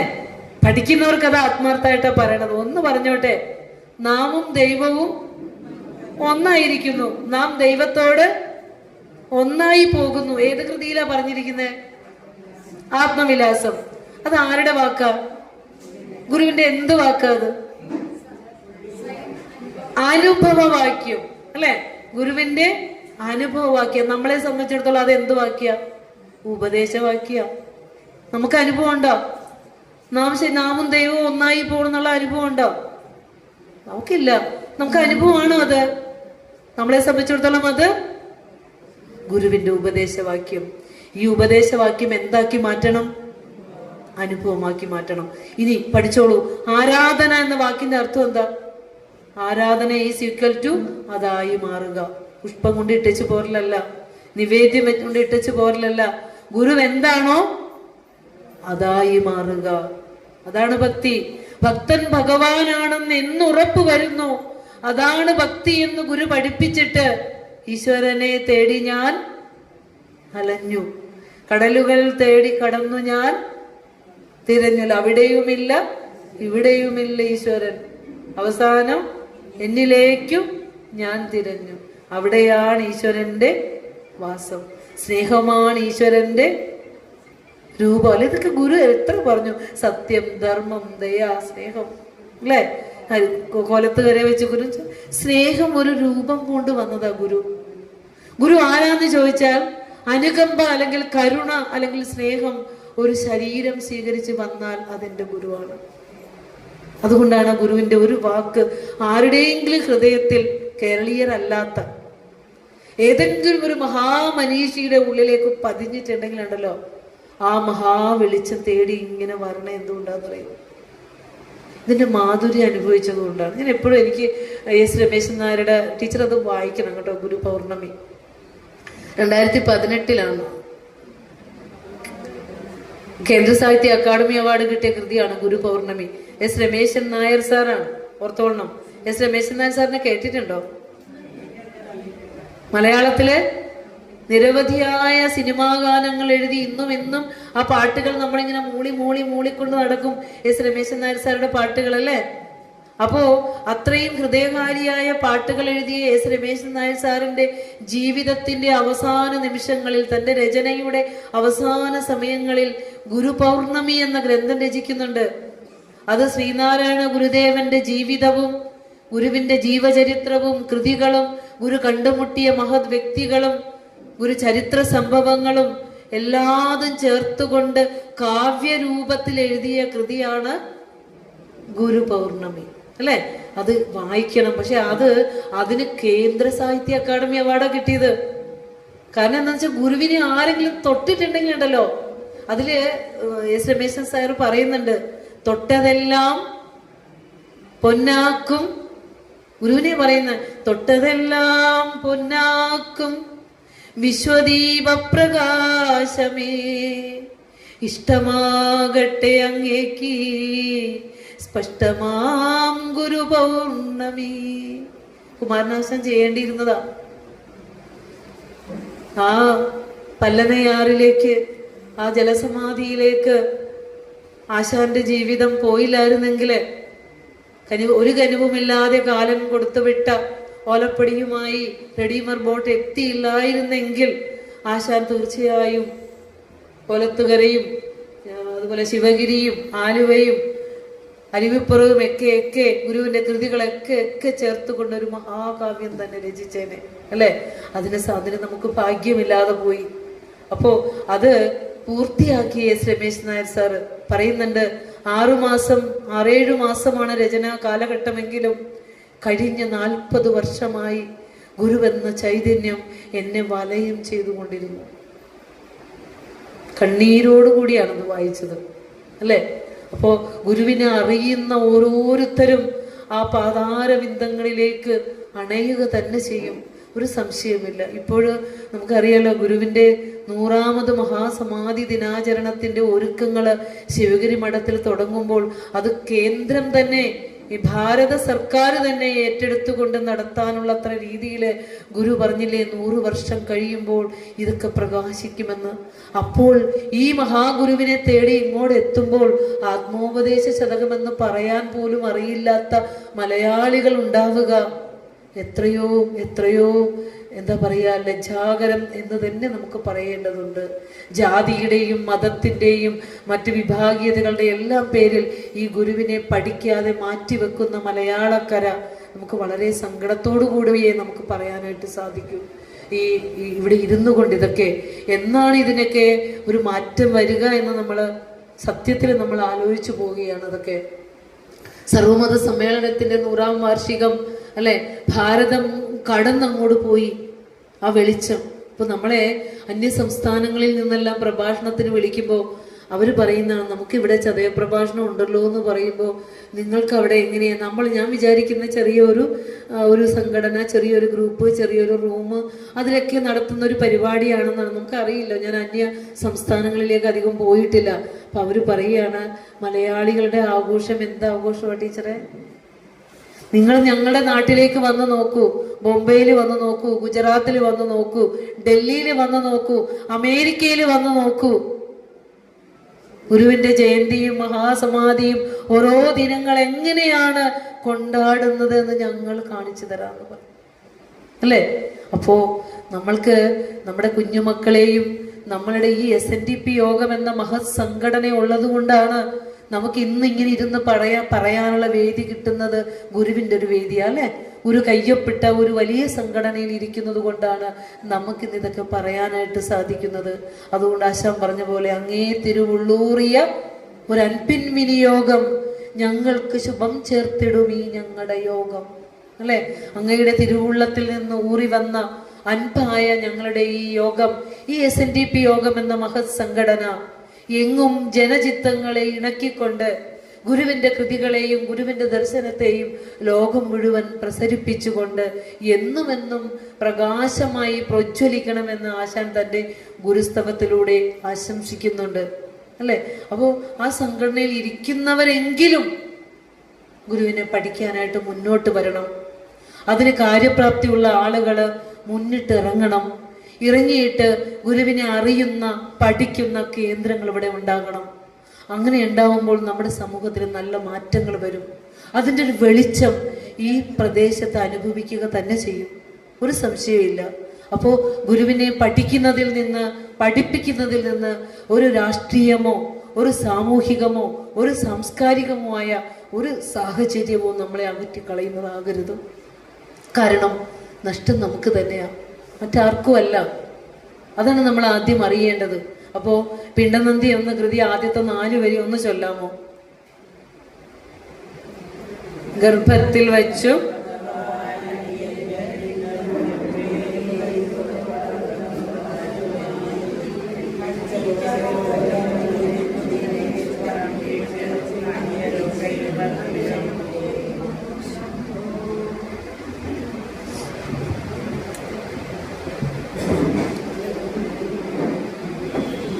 മണ്ണും ജലം കനലും അമ്പരമോടു കാറ്റും എണ്ണിപ്പിടിച്ചറയിലിട്ടെരിയും കൊളുത്തി ദണ്ഡപ്പെടുത്തുമൊരു ദേവതയിങ്കൽ നിന്നെൻ പിണ്ടത്തിനന്ന് മൃദു നൽകി വളർത്ത ശംഭോ. ഇവിടെ ഗുരു ഉപയോഗിച്ചിരിക്കുന്ന ഒരു പദമുണ്ട് ആദ്യത്തെ ശ്ലോകത്തിൽ തന്നെ, അടിയൻ എന്നല്ലേ. ഈ ലോകത്തിന്റെ ഈ പ്രപഞ്ച സൃഷ്ടാവായ ജഗദീശ്വര ശക്തിയായി വിരാജിക്കുന്ന ആ സത്യത്തെ സാക്ഷാത്കരിച്ച് അനുഭവത്തിൽ നിൽക്കുന്ന ഗുരു ഒരു മനുഷ്യ ശരീരത്തിൽ ഇരുന്നു കൊണ്ട് ഗുരു പറഞ്ഞത് അടിയനെന്നാ. എന്തിനാ അങ്ങനെ പറഞ്ഞേ? ഗുരുവിന്റെ മുമ്പിൽ നമ്മളൊന്നും അല്ലാത്തത് കൊണ്ടാണോ അടിയെന്ന് പറഞ്ഞത്? അതുകൊണ്ടാണോ നമ്മളെ അടിയെന്ന് പറഞ്ഞത്? കാരണം എന്താന്ന് പറയട്ടെ, നമ്മളിപ്പോ അഹങ്കരിക്കുന്നില്ലേ നമ്മുടെ ശരീരത്തെ കുറിച്ച്? എന്തുകൊണ്ടായിരിക്കും ടീച്ചറെ അടിയൻ എന്നുള്ള പ്രയോഗം ഗുരു അവിടെ പ്രയോഗിച്ചത്? ഒരുവൻ തന്റെ അഹങ്കാരത്തെ എടുത്ത് ഈശ്വരന്റെ മുന്നിലേക്ക് സമർപ്പിക്കുമ്പോഴാണ് അവനിൽ അടിമ മനോഭാവം വരുന്നത്. ഈ അഹങ്കാരം എന്താ? അതിനപ്പുറമുണ്ട്. നമ്മളിപ്പോ ഇരിക്കുന്ന ഒരു മനുഷ്യന്റെ ശരീരത്തിലേ ഇരിക്കണേ. ഇന്നലെ നമ്മളെ വേദാസൂത്രത്തിൽ പഠിച്ചേ ഉള്ളൂ. നമ്മളുടെ അന്ധകരണത്തിലേക്ക് മനസ്സിലേക്ക് പ്രതിബിംബിച്ചിരിക്കുന്ന ഒരു ഒറ്റ ശക്തി സ്പന്ദനമാണ് നാം എന്ന ജീവൻ. നമ്മുടെ ഈശ്വര ചൈതന്യം പ്രതിബിംബിച്ചിരിക്കുന്നത് എന്തിലേക്കാ? നമ്മുടെ ശരീരം, നമ്മുടെ മനസ്സിലേക്കാണ്, അന്ധകരണത്തിലേക്കാണ് പ്രാണനായി സ്പന്ദിക്കുന്നത്. അപ്പോൾ അത് ഈശ്വരനാണ് എന്ന് അറിയാതെ ഞാൻ ശരീരമാണ് എന്ന് കരുതി ജീവിക്കുന്നതാണ് അഹന്ത. ഈ ശരീരം ഒരിക്കലും, ഈ ശരീരത്തിൽ എനിക്ക് യാതൊരു സ്വാതന്ത്ര്യവുമില്ല, ഞാൻ നിസ്സഹായനാണ് എന്ന് നമ്മളോട് പറഞ്ഞു തരിക. നന്ദിയില്ലാത്ത ലോകത്ത് നന്ദിയുള്ളവരായി എങ്ങനെ ജീവിക്കാം? അതിൽ ആദ്യം നന്ദി കാണിക്കേണ്ടത് ജഗദീശ്വരനോടാണെന്ന് ഒരു നമ്മെ പഠിപ്പിക്കുകയാ. ഈ ശരീരം വന്നതും ഈ ശരീരം നിന്നതും ഇതിന് രോഗം വരുന്നതും നനച്ചിരിക്കാതെ ഇതങ്ങ് കടന്നു പോകുന്നതും നമ്മൾ വിചാരിച്ചിട്ടല്ല. എന്നോട് കളിക്കാൻ വാന്ന് നമ്മളിപ്പോ വെല്ലുവിളിക്കും അല്ലേ? എന്നോട് കളിക്കാൻ വാന്ന് പറഞ്ഞ് വെല്ലുവിളിക്കാൻ ഉപയോഗിക്കുന്ന ശക്തി പോലും ഈശ്വരന്റെ ശക്തിയാണെന്ന് നമ്മൾ എന്തേ മറന്നു പോകുന്നേ? ഈശ്വരൻ ഇല്ല എന്ന് പറയാൻ ഉപയോഗിക്കുന്ന നാവിന്റെ ശക്തി പോലും ഈശ്വര ശക്തി ഉപയോഗിച്ചാ പറയണേന്ന് നമ്മൾ എന്താ മറന്നു പോണേ? അപ്പോൾ ഈ ശരീരം പോലും എന്റേതല്ലെന്നും അനുനിമിഷം ചലിച്ചു പരിണമിക്കുന്ന ഈ ശരീരം എന്റെ സ്വന്തമല്ല എന്നൊരു ബോധം എപ്പോൾ ഒരു ഭക്തൻ ഉണ്ടാകുന്നു അന്ന് അവൻ അടിമയാവും ദൈവത്തിന്റെ മുന്നിൽ, അല്ലെ? അന്ന് അവൻ സർവ്വതും സമർപ്പിക്കുമ്പോൾ അവൻ അടിമയായി. സർവ്വതും സമർപ്പിക്കണമെങ്കിൽ സർവ്വതുമായിരിക്കുന്നത് ഭഗവാനാണെന്ന ബോധമുള്ളവനല്ലേ സർവ്വ സമർപ്പിക്കാൻ പറ്റുള്ളൂ. എന്റെ സമ്പത്തിൽ വേണമെങ്കിൽ ഒരു 10 രൂപ കൊടുത്തേക്കാം, അല്ലെ? എന്റെ പോക്കറ്റിലേക്ക് ആ 10 രൂപ എടുക്കാനായിട്ട് കൈ നീളാൻ പോയ ശക്തി പോലും ഭഗവാൻ എന്റെ ആത്മശക്തിയിൽ നിന്നാണെന്ന് എന്ന് തിരിച്ചറിയുന്നു. തിരിച്ചറിയാത്തിടത്തോളം കാലം നമ്മള് അടിമയല്ല, ഉടമയായി തന്നെ ഇരിക്കും. വേണമെങ്കിൽ എടുത്തോ, എന്റെയാണ് ഇന്നത്തെ ചെലവൊക്കെ, അതനുഭവിച്ചിവിടെ ഇരുന്നോ നമ്മൾ പറയുമല്ലേ. അപ്പോ ഇവിടെ പറയുന്നത് ആദ്യം എങ്ങനെ പറയാ, ഗർഭത്തിൽ വെച്ച് ഒരു കുഞ്ഞു ബീജപിണ്ഡം, ഒരു എംബ്രിയോ ആയിട്ട്, ഒരു മാംസപിണ്ഡമായിട്ട് അച്ഛന്റെ രേതസ്സും അമ്മയുടെ അണ്ടവും ചേർന്ന് ഒരു മാംസപിണ്ഡമായ ഒരു പിണ്ഡാവസ്ഥയില്, പിണ്ടച്ചോറല്ലോ ബലി അർപ്പിക്കാൻ ഇടുന്ന പിണ്ടത്തിനെ അല്ല പിണ്ടം എന്ന് പറയാ. പിണ്ടനന്ദി എന്ന് പറഞ്ഞ മാംസപിണ്ഡം, ഒരു ഗർഭത്തിൽ അരുമ്പിടുന്ന ഭ്രൂണം, ഒരു വ്യക്തിസത്ത രൂപം കൊള്ളുന്ന ആദ്യത്തെ ഫോമിനാണ് പിണ്ടം എന്ന് പറയുക. ആ മനുഷ്യന്റെ പിണ്ടം തന്നെ തന്നതിന് നന്ദി പറയാൻ പഠിപ്പിക്കുക. കാരണം മനുഷ്യ ശരീരത്തിൽ ഇരുന്നു കൊണ്ട് മാത്രമേ സ്വാത്മസത്തയെ കുറിച്ച് വിചാരം ചെയ്യാൻ സാധിക്കുകയുള്ളൂ. അതോടൊപ്പം ഒരു പ്രതിജ്ഞ കൂടി ഗുരു എടുപ്പിക്കുന്നുണ്ട്. അതെന്താണെന്നറിയോ? ഇനി ഒരിക്കലും മനുഷ്യജന്മത്തിൽ നിന്ന് താഴത്തേക്ക് പതിച്ചു പോകില്ല ഞാനെന്ന ഒരു പ്രതിജ്ഞയും കൂടി എടുക്കുന്നുണ്ട് നമ്മളെല്ലാവരും ഗർഭപാത്രത്തിൽ കിടന്നപ്പോൾ. അപ്പോ ഒരു പറയാണ്, ഗർഭത്തിൽ വെച്ച് ഭഗവാൻ അടിയന്റെ പിണ്ടം, ഈ ഉള്ളവന്റെ ഈ ഏഴയുടെ ശരീരം, അല്ലെ, അൻപോട് എല്ലായ്പ്പോഴും എന്ത് കാരുണ്യത്തോടു കൂടി വളർത്തിയെടുത്ത കൃപാലുവാണ് എന്ന് ആലോചിച്ച് നോക്കിയ ഗുരുവിന്റെ അപൂർവമായൊരു നന്ദി പറച്ചില്. ഇങ്ങനെ ഒരു നന്ദി പറയാൻ ഏത് ഗുരുവാ നമ്മളെ പഠിപ്പിച്ചിട്ടുണ്ടാവുക? ഭഗവാനെ ഒരു കഴിവുമില്ലാതിരുന്ന ഞാൻ രൂപം കൊണ്ട ആദ്യ നിമിഷത്തെ എൻ്റെ അച്ഛനും അമ്മയാണ് അറിഞ്ഞത്. ഞാൻ ഗർഭപാത്രത്തിൽ ഞാൻ എന്ന മാംസപിണ്ഡം എരി കൊളുത്തിയ ആ ദിവ്യമായ നിമിഷം ആദ്യം അറിഞ്ഞത് ജഗദീശ്വര ശംഭുവേ അവിടുന്ന്. എൻ്റെ അച്ഛനും അമ്മയും ഒന്നുമല്ല. ഈ ഒരു ഓർമ്മപ്പെടുത്തലുണ്ടല്ലോ നമ്മളെയൊക്കെ കണ്ണുകൾ നനയ്ക്കും. അപ്പൊ പറയാണ്, എപ്പേരും അൻപൊടും ആരും കാണാത്ത ഇരുട്ടറയിലെ അങ്ങയുടെ കണ്ണല്ലേ ആദ്യം എത്തിയത്, അവിടെ ഇരുന്ന് അങ്ങല്ലേ എന്നെ താരാട്ട് പാടിയത്. അപ്പൊ പറയാണ്, അൻപോട് വളർത്ത കൃപാലുവല്ലേ അങ്ങ്, ആ അങ്ങ് കൽപ്പിച്ച പോലെ വരുമെന്ന് ചിന്തിച്ചിട്ട് സകലതും ഞാൻ അങ്ങയിലേക്ക് സമർപ്പിക്കുന്നു. അല്ലെ, അമ്പലത്തിൽ ഒരു എണ്ണയും കൊണ്ടുപോയി കൊടുക്കുമ്പോൾ നമ്മൾ എപ്പോഴും പറയാറുള്ളതാണ്, എൻ്റെ പൈസ കൊണ്ട് ഞാൻ എണ്ണ തന്നു എന്നൊരു ഭാവം നമുക്ക് ഉണ്ടാവരുത്. എൻ്റെ പൈസ പോയല്ലോ എന്നൊരു വിചാരം നമുക്ക് ഉണ്ടാവരുത്. ഇത് ഞാൻ എന്നെ തന്നെയാണ് ഭഗവാനെ സമർപ്പിക്കുന്നത്. പിന്നെ നമ്മൾ ഓർക്കേണ്ടത്, നമ്മുടെ സമ്പാദ്യത്തിൻ്റെ ഒരംശം ദേവകടമായി നമ്മൾ കൊടുക്കുമ്പോൾ ഒരു 5 പൈസ നമ്മുടെ ഈ കോമ്പൗണ്ട് വിട്ട് പുറത്തേക്ക് പോകരുത്. എപ്പോഴും ഞാൻ എല്ലാ വേദിയിലും ഉറക്കെ പറയുന്നൊരു കാര്യമാണ്. ഗുരുവായൂർ പൊക്കോ, ഓം നമോ ഭഗവതേ വാസുദേവ എന്നൊരു 100 പേപ്പറിൽ എഴുതിയിട്ട് അങ്ങ് കേട്ടോ, ഭഗവാൻ കേട്ടോളൂ. സമ്പത്ത് ആവശ്യമുണ്ടോ? ഗുരുവായൂരപ്പന് സമ്പത്ത് ആവശ്യമുണ്ടോ? പറയും. ഈ അണ്ടകടാഹങ്ങളുടെ എല്ലാം എന്താ പറയാ, സൃഷ്ടാവായ ഇതിനെയൊക്കെ നിയന്ത്രിച്ച് പരിപാലിക്കുന്ന ജഗദീശ്വരന് സമ്പത്ത് ആവശ്യമുണ്ടോ? ഇതെന്താ നമ്മൾ പൊട്ടന്മാരായി പോകുന്നത്? ആവശ്യമുണ്ടോ? ക്ഷേത്രങ്ങൾ നിലനിൽക്കാനുള്ള സമ്പത്ത് ആവശ്യമാണ്, അധ്യാത്മ കേന്ദ്രങ്ങൾ നിലനിൽക്കാനുള്ള സമ്പത്ത് ആവശ്യമാണ്. ധനം കുവിഞ്ഞുകൂടേണ്ട ആവശ്യമുണ്ടോ? ഇല്ല, അല്ലേ? അപ്പോ ആ ധനം എവിടെ കൊടുക്കാനാ ഗുരു നമ്മളോട് പറഞ്ഞിരിക്കുന്നത്? ഇവിടുത്തെ ഗുരുവിനെ ശക്തി കുറവാ. ഇവിടുത്തെ ദേവി ഒരു അമ്പലത്തിലുണ്ട്, അന്തിത്തിരി കത്തിക്കാൻ ഇടയില്ല. ആ പൂജാരിക്ക് ഒരു 100 രൂപ കൊടുക്കാൻ പോലും മാസം വരുമാനം ഇല്ല. കൃഷ്ണനാണ് വെച്ചേക്കണേ. നമ്മൾ നേരെ ഗുരുവായൂർ കൃഷ്ണന്റെ അടുത്ത് പോയി 1000 കൊണ്ടേ ഇടൂല്ലേ, അല്ലേ? എന്തെങ്കിലും പ്രയോജനം ഉണ്ടോ അതുകൊണ്ട്? ആലോചിച്ച് നോക്കൂ. അതുകൊണ്ട് അവനവന്റെ സമ്പത്തിൽ നിന്ന് നേടുന്ന ധനത്തിന്റെ ഒരംശം ഗുരു തന്നെ പറയുന്നുണ്ട്, ദേവഋണം പറയുന്നുണ്ട്, ദേവഘടമായി ആ പ്രദേശത്തുള്ള ദേവാലയങ്ങളിൽ നമുക്ക് ഗുരുമണ്ഡപം ഉണ്ടല്ലോ, കൊണ്ടൊന്ന് സമർപ്പിച്ചോ. ആ ധനം ആ പ്രദേശത്തെ കുട്ടികളുടെ പഠനത്തിനും വ്യാവസായികപരമായ പുരോഗതിക്കും ഉപയോഗിക്കണം. ദൈവത്തിന് പണം ആവശ്യമില്ലെന്ന് ആദ്യം അറിയുക. പണം കൊടുത്താൽ മകളുടെ വിവാഹം ഒന്നും നടത്തി തരില്ല. അത് കൽപ്പിച്ച പോലെ വരും, ഒരു സംശയമില്ല. ഈ ഒരു ബോധം എന്നുണ്ടാകുന്നു അന്ന് ഈ ഓട്ടം കുറയും. അപ്പൊ ചിദാനന്ദപുരി സ്വാമിയൊക്കെ മൈക്കിലിരുന്ന് ഉറക്കെ വിളിച്ചു പറയുന്നുണ്ട്. സ്വാമിയുടെ കാര്യം ഓർമ്മ. സ്വാമി എപ്പോഴും പറയും, അയ്യപ്പ സ്വാമിയുടെ അടുത്ത് ശരണം അയ്യപ്പ എന്ന് എഴുതിക്കൊണ്ടേ ഇടുക, അല്ലെ? ഓം നമോ ഭഗവതേ വാസുദേവായ എന്ന് എഴുതിയിടുക. പണം എവിടെയാ? എന്റെ ഭണ്ഡാരത്തിൽ, എന്റെ ഗുരുവിന്റെ ഭണ്ഡാരത്തിൽ. ഞാൻ എവിടെ നിൽക്കുന്നു അവിടെയല്ലേ വെളിച്ചം വരേണ്ടത്. അവിടെയല്ലേ വെളിച്ചം. അവിടെ ഇരുട്ട് കൊടുത്തിട്ട് പുറത്തേക്ക് വെളിച്ചം കൊണ്ട് പോണോ? അപ്പോ ഉള്ളിൽ വെളിച്ചമുള്ളവന് മാത്രമേ പുറത്തേക്ക് വെളിച്ചം കൊടുക്കാൻ പറ്റുകയുള്ളൂ. ധനവും കൊണ്ട് ഓടാതിരിക്കുക. അതിന് ഈ ഓടുന്നതിന് മുമ്പ് ശ്രീനാരായണ ധർമ്മത്തില് ഗുരു പറഞ്ഞേക്കുന്നത്, ഇവിടെ പിണ്ടനന്ദിയിൽ നിന്ന് ഒന്ന് ചെറുതായിട്ട് സ്കിപ്പ് ചെയ്യുക. ഗുരു ആദ്യം തന്നെ ശ്രീനാരായണ ധർമ്മത്തിന്റെ 100ാം വാർഷികം കഴിഞ്ഞു, 2025 കഴിഞ്ഞു. ഇപ്പൊ 2026 101ാമത്തെ വർഷത്തിലേക്ക് കടക്കുമ്പോൾ എന്താണെന്നറിയോ ശിഷ്യന്മാർ ആദ്യമായിട്ട് ചോദിച്ചത്? എന്താ ചോദിച്ചേ? ആദ്യം ഗുരുവിനെ വർണ്ണിച്ചു, ശിവഗിരിയൊക്കെ വർണ്ണിച്ചിട്ട്, ഇവിടെ അല്ലയോ ഭഗവാനെ, സർവധർമ്മങ്ങളും അറിയുന്ന ഭഗവാനെ, സത്യവും അസത്യവും ധർമ്മ അധർമ്മങ്ങൾ വിവേചനം ചെയ്ത് തരണേ മഹാഗുരു. ചോദിച്ചതാ. അത് ഒരു ഈഴവർക്ക് വേണ്ടിയോ SNDPക്ക് വേണ്ടിയോ ഒരു വിഭാഗത്തിന് വേണ്ടിയോ അല്ല.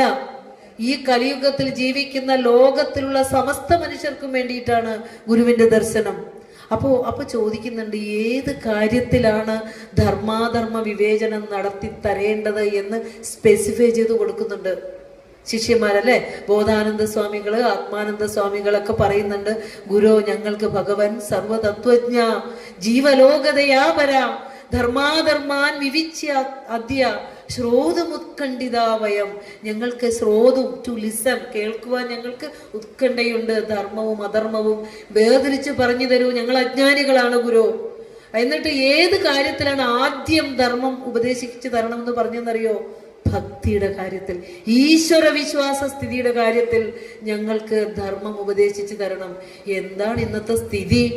അവർ സ്പെസിഫൈ ചെയ്യുക, യഥാകാമം ചരന്ത്യേകേ ശൗചാചാരാദിവർജിത അനേക ദേവവിശ്വാസാത് ഉന്മത്തായിവ സർവദ. ഭ്രാന്തന്മാരെ പോലെ ഓടുക. ആരാ ഭ്രാന്തന്മാര്? എല്ലാവരും ഞെട്ടിപ്പോകുന്നുണ്ട്. എൻ്റെ ടീച്ചറെ കുറച്ച് പൈസ കൊടുത്താലെങ്കിലും കുറെ കാര്യങ്ങളൊക്കെ നടക്കുമെന്ന് ടീച്ചറെ ചങ്കില് കൊള്ളി വെക്കുന്ന വർത്തമാനങ്ങളിരുന്ന് പറയല്ലേ. ഞാനല്ല പറയുന്നത്, പറയാണ്.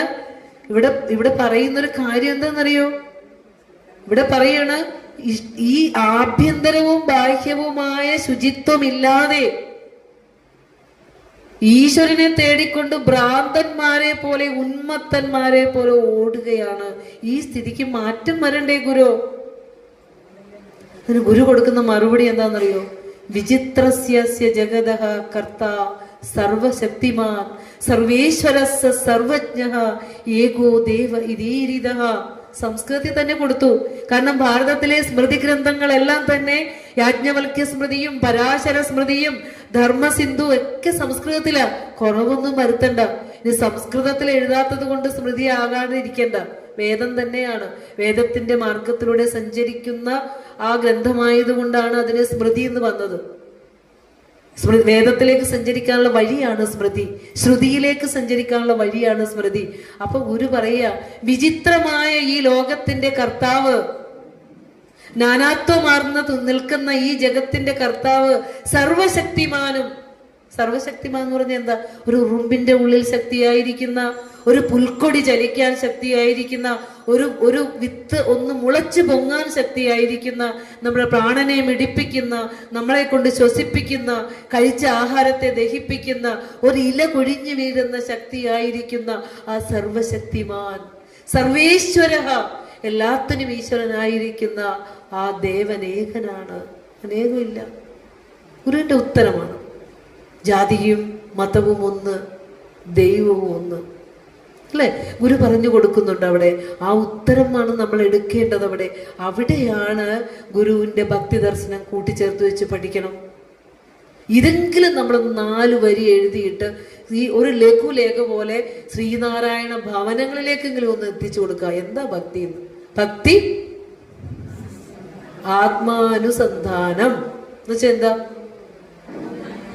ആത്മാവിനെയാണ് തിരയണ. ആ ദേവിക്ക് എന്തൊരു ഭംഗിയാ! ഇന്ന് ദേവിയുടെ കഴുത്തെ ചാർത്തിയേക്കണ മാല കാണാൻ എന്തൊരു ഭംഗിയാ അല്ലെ?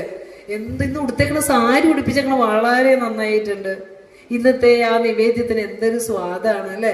നാമത്തിലെ രൂപത്തിലേക്ക് കുടുങ്ങി കുടുങ്ങി കുടുങ്ങി ആ രൂപത്തിനപ്പുറം എന്താണ് പറഞ്ഞേക്കണതെന്ന് ഗുരു ഓരോ സ്ഥലത്തും പ്രതിഷ്ഠ നടത്തുമ്പോഴും ചില ഇടങ്ങളിൽ അതിനോട് ചേർന്ന് കൃതി തന്നിട്ട് പറഞ്ഞു, ഇതുപോലെ ഈ ദൈവത്തെ കാണണം. അതെവിടെയൊക്കെ? മണ്ണന്തല ദേവീ സ്തവത്തിലൊക്കെ അല്ലെ? അത് പറഞ്ഞിട്ടുണ്ടല്ലോ. എന്താണ് അതിനപ്പുറം വേറൊരു ശ്ലോകം ഉണ്ടല്ലോ, ചേതസ്സിങ്കലിരിക്ക കൊണ്ട്. അതിന്റെ തുടക്കം എങ്ങനെയാ? സാധിക്കും സകലം സമസ്ത ഭുവനങ്ങൾക്കും ഹിതം നൽകി നീ ചേതസ്സിങ്കലിരിക്ക കൊണ്ടു ജനനീ ചൈതന്യമായെപ്പോഴും. ഇതാണ് ഗുരുവിന്റെ ദർശനം കേട്ടോ. ഗുരു അവിടെ പോയി പുഷ്പാഞ്ജലി കഴിച്ചാൽ കിട്ടുമെന്നോ, അല്ലെങ്കിൽ അവിടെ പോയി നിവേദ്യം കൊടുത്താലോ, അവിടെ കൊണ്ട് താലി വെച്ചാൽ കല്യാണം നടക്കുന്നോ, തിരുവൈരാണിക്കുളത്ത് ഓടാനോ ചോറ്റാനിക്കര ഓടാനോ ഒന്നും പറയില്ല. ദേവി എന്ന് പറഞ്ഞാൽ ഈ പ്രപഞ്ചത്തെ ആകെ നിർമ്മിച്ച് അതുപോലെ നിലനിർത്തി തന്നിലേക്ക് ലയിപ്പിക്കുന്ന ജഗദീശ്വരന്റെ ശക്തി മാത്രമാണ് ദേവി. ജഗദീശ്വര ശക്തിയാണ് ദേവി. അതിന് സ്ത്രീലിംഗം കൊടുത്തത് എന്തെന്ന് വെച്ചാൽ ആ രൂപത്തിന്റെ പ്രത്യേകത മാത്രം കൊണ്ടാണ്. അതായത് ആ സംസ്കൃതത്തിലെ പേരിന്റെ പ്രത്യേകത വെച്ചുകൊണ്ട് സ്ത്രീലിംഗമായി നമ്മൾ പറയുന്നു. ദൈവത്തിന് പുല്ലിംഗവും സ്ത്രീലിംഗവും ഒന്നുമില്ല. ശക്തി ശബ്ദം സ്ത്രീലിംഗം ആയതുകൊണ്ട് അവിടെ സ്ത്രീലിംഗ ഒരു പ്രയോഗം കൊടുത്തു എന്ന് ഞാൻ മനസ്സിലാക്കുന്നത് അങ്ങനെയാണ്. അപ്പോ ദേവി ശക്തി എന്ന് പറയുമ്പോൾ ഏതിന്റെയൊക്കെ ശക്തിയാ? മനഃശക്തി എന്ന് പറഞ്ഞേ. ദേവി മഹാത്മ്യത്തിലൊക്കെ പറയണം. അതൊന്നും നമ്മൾ പഠിക്കില്ല. വായിച്ചാൽ കിട്ടുമെന്ന്. എനിക്ക് ദേവി മഹാത്മ്യം വായിച്ചാൽ എനിക്ക് എല്ലാം കിട്ടും. എന്താ പറയണ? അല്ലെ? മനഃശക്തി, ഇന്ദ്രിയ ശക്തി, ഇച്ഛാശക്തി, കാഴ്ച, വെറുതെ പറഞ്ഞേ, കാഴ്ച ശക്തി, സ്പർശശക്തി, ദഹനശക്തി. നമ്മൾ തന്നെ പറയാറില്ലേ? നമുക്ക് ചുണ്ടുന്നാക്കൊക്കെ തിരിയുന്നവരാണ്, അക്ഷരം പഠിച്ചവരാണ്, കേട്ടാൽ മനസ്സിലാകുന്നവരല്ലേ. ഈ ശക്തിക്കാണ് ദേവി എന്ന് പറയാ. ആ ദേവി എവിടെ ഇരിക്കണേ? നമ്മുടെയൊക്കെ ഉള്ളില് ശക്തിയായിട്ടല്ലേ ഇരിക്കണേ?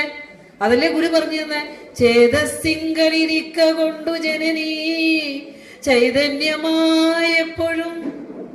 ആലോചിച്ച് നോക്കിയേ. സത്യം പറഞ്ഞാണ്ടല്ലോ, നമ്മള് ഇനി എന്ത് അറിവ് നേടിയാ നമ്മൾ പുറത്തേക്ക് പോകണ്ടേ? ഏത് അധ്യാത്മ ജ്ഞാനം നേടിയാ നമ്മൾ പുറത്തേക്ക് പോകണ്ടേ? ഭാഗവതം തേടി പോണോ? രാമായണം തേടി പോണോ? അതുപോലെ തന്നെ ഭഗവത്ഗീത തേടി പോണോ? ഉപനിഷത്ത് തേടി പോണോ? ഒന്നും തേടി പോകേണ്ട ആവശ്യമില്ല. കാരണം എല്ലാത്തിനെയും ചേർത്തുകൊണ്ടാണ് 64ഓളം കൃതി തന്നിരിക്കുന്നത്. ഈ ജന്മത്തിൽ നമുക്ക് ഭാഗ്യമുണ്ടെങ്കിൽ, അത് പഠിക്കാൻ ഭാഗ്യമുണ്ടെങ്കിൽ അതൊന്ന് തുറക്കുക. അതിലൊരു 4 വരിയെങ്കിലും കാണാതെ പഠിച്ച് ജപിച്ചുകൊണ്ട് നടന്നാലെങ്കിലും നമുക്ക് പുണ്യം കിട്ടും. കാരണം ഇതിനപ്പുറം ഒന്നും ഒരു അധ്യാത്മ ഗ്രന്ഥത്തിൽ നിന്ന് നമുക്ക് കിട്ടാനില്ല. അതാണ് അത്രേ പറയാനുള്ളൂ. അപ്പോ നമ്മുടെ ശരീരത്തെ പറഞ്ഞു, അർപ്പണമാണ്, സമർപ്പണമാണ് ഭക്തി എന്ന് പറഞ്ഞു. ഒരു ദിവസത്തെ പൂജ അമ്പലത്തിൽ നടത്തിയാലും ഇപ്പൊ ടീച്ചറിന്റെ കുടുംബത്തിന്റെ ഒരു സമർപ്പണമാണ് ഇന്നത്തെ സത്സംഗമെങ്കിൽ അത് ഞാൻ എന്നെ തന്നെ ഭഗവാന്റെ മുന്നിൽ സമർപ്പിക്കുകയാണ്. അവിടെ എൻ്റെ ധനമഹിമ കാട്ടാനോ എൻ്റെ കുടുംബത്തിന്റെ പ്രാഗൽഭ്യം കാട്ടാനോ ഒന്നുമല്ല. എനിക്കറിയാം മനസ്സ്, ഞാൻ എന്നെ തന്നെ ഭഗവാന് സമർപ്പിക്കുന്നു. എന്ത് നമ്മൾ ചെയ്യുമ്പോഴും ഈ അഹന്ത നമ്മളിലേക്ക് വരാതെ രക്ഷിക്കണേ ഗുരു എന്ന് പ്രാർത്ഥിക്കുക. ആ തല എപ്പോഴും ദൈവത്തിന്റെ മുമ്പിൽ താഴ്ത്തിയാൽ ആ തല എല്ലാവരുടെയും മുന്നിൽ ഉയർത്തിത്തരും ഭഗവാൻ. സ്വന്തം അച്ഛനമ്മമാരുടെ മുന്നിലേക്ക് തല കുനിക്കാൻ മക്കളെ പഠിപ്പിക്കുന്നുണ്ടെങ്കിൽ ആ തല എല്ലാവരുടെയും മുന്നിലെ ഉയർത്താൻ വേണ്ടിയുള്ള ഒരു പരിശീലനം കൂടിയാണത്. അത് നമ്മൾ നമ്മുടെ മക്കളെ പഠിപ്പിച്ചു കൊടുക്കണം. ഇപ്പോൾ ക്ലാസ്സിലേക്ക് ചെല്ലുമ്പോഴുണ്ടല്ലോ, ഞാൻ 2023 റിട്ടയർ ആവുന്നത്. അതുവരെ ക്ലാസ്സിൽ ചെല്ലുമ്പോൾ ഒരു 10 പേരൊക്കെ എഴുന്നേക്കും ക്ലാസ്സിൽ കയറിയാൽ. ഇപ്പൊ എന്റെ സബ്ജക്ട് സംസ്കൃതം ആണെങ്കിൽ എന്റെ ക്ലാസ്സിൽ ചെല്ലുമ്പോൾ എല്ലാവരും എഴുന്നേക്കും. പക്ഷെ ഞാൻ എടുക്കാത്തൊരു എക്സ്ട്രാ വർക്കിന് ചെല്ലുവാണെങ്കിൽ ആ ക്ലാസ്സിന്റെ സംസ്കാരം ചിലപ്പോൾ അങ്ങനെയായിരിക്കാം. അത് സങ്കടം വരും. 2-3 പേരൊക്കെ എഴുന്നേക്കും. പിന്നെ ഞാൻ എന്ത് പറയും, മക്കളെ ഒന്ന് എഴുന്നേറ്റ് ഒരു നമസ്തേ പറഞ്ഞേ, ഒരു ഗുഡ് മോർണിംഗ് പറഞ്ഞേ എന്ന് പറഞ്ഞ് എഴുന്നേപ്പിച്ച് ചോദിച്ച് മേടിപ്പിക്കും. കാരണം എന്താന്ന് വെച്ചാൽ അവർക്കറിയില്ല. ഒന്ന് എഴുന്നേക്കാൻ ശ്രമിച്ച ടീച്ചർ അവിടെ ഇരുന്നോന്ന് പറയും. അങ്ങനെയല്ല, എഴുന്നേൽക്കേണ്ടവരെ എഴുന്നേറ്റ് തന്നെ ബഹുമാനിക്കാൻ, നമസ്കരിക്കേണ്ടവരെ നമസ്കരിക്കാൻ പഠിപ്പിക്കണം കുട്ടികളെ. ഞാൻ പറയും, മക്കളെ നിങ്ങൾ വിദ്യാലയത്തിലേക്ക് കടന്നു വരുമ്പോൾ ആദ്യം ഇവിടെ അടിച്ചു വാരുന്ന ഒരു ചേച്ചിയുണ്ട്. HMന് നമസ്കാരം കൊടുക്കുന്ന ഒരു ചേച്ചി നമസ്തേ എന്ന്, അല്ലെങ്കിൽ ഒരു ഗുഡ് മോർണിംഗ് ആന്റി എന്ന് നീ ഒന്ന് പറയുമ്പോൾ നിന്നെ ഒന്ന് നോക്കും.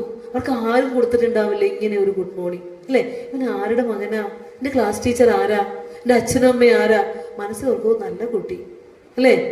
നമ്മൾ ആരാണെങ്കിലും ചിന്തിച്ചു പോകും, അല്ലേ? അപ്പോൾ ഇത്തരത്തിലുള്ള ചെറിയ ചെറിയ കാര്യങ്ങൾ പറയാനുള്ള മെനക്കേട് സമയം പോകുമെന്ന് കരുതി ഓരോ അധ്യാപകരും മെനക്കെടാറില്ല. എഴുന്നേറ്റാൽ പോലും അത്രയും സമയം പോകുമല്ലോ എന്ന് ഇരുന്നോന്ന് പറയും, അല്ലേ?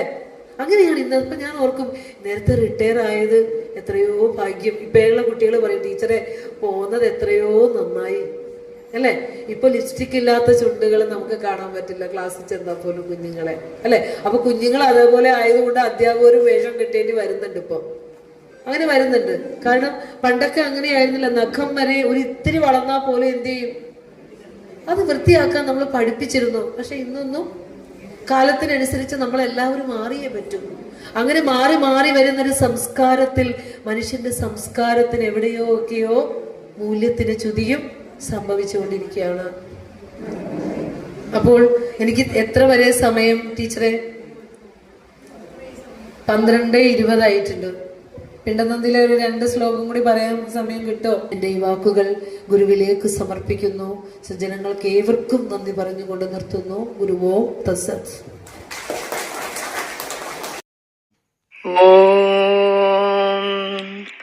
ഗുരുർബ്രഹ്മാ ഗുരുർവിഷ്ണു ഗുരുർദേവോ മഹേശ്വരഃ ഗുരുഃ സാക്ഷാത് പരബ്രഹ്മ തസ്മൈ ശ്രീ ഗുരവേ നമഃ.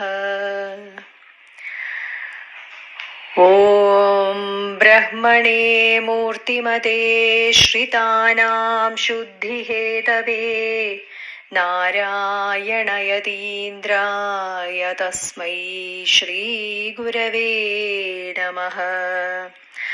നമോ ഭഗവതേ നിത്യശുദ്ധമുക്തമഹാത്മനേ നാരായണയതീന്ദ്രായ തസ്മൈ ശ്രീ ഗുരവേ നമഃ. മഹനീയ ചരിത്രായ മമതാരഹിതാത്മനേ നാരായണയതീന്ദ്രായ തസ്മൈ ശ്രീഗുരവേ നമഃ.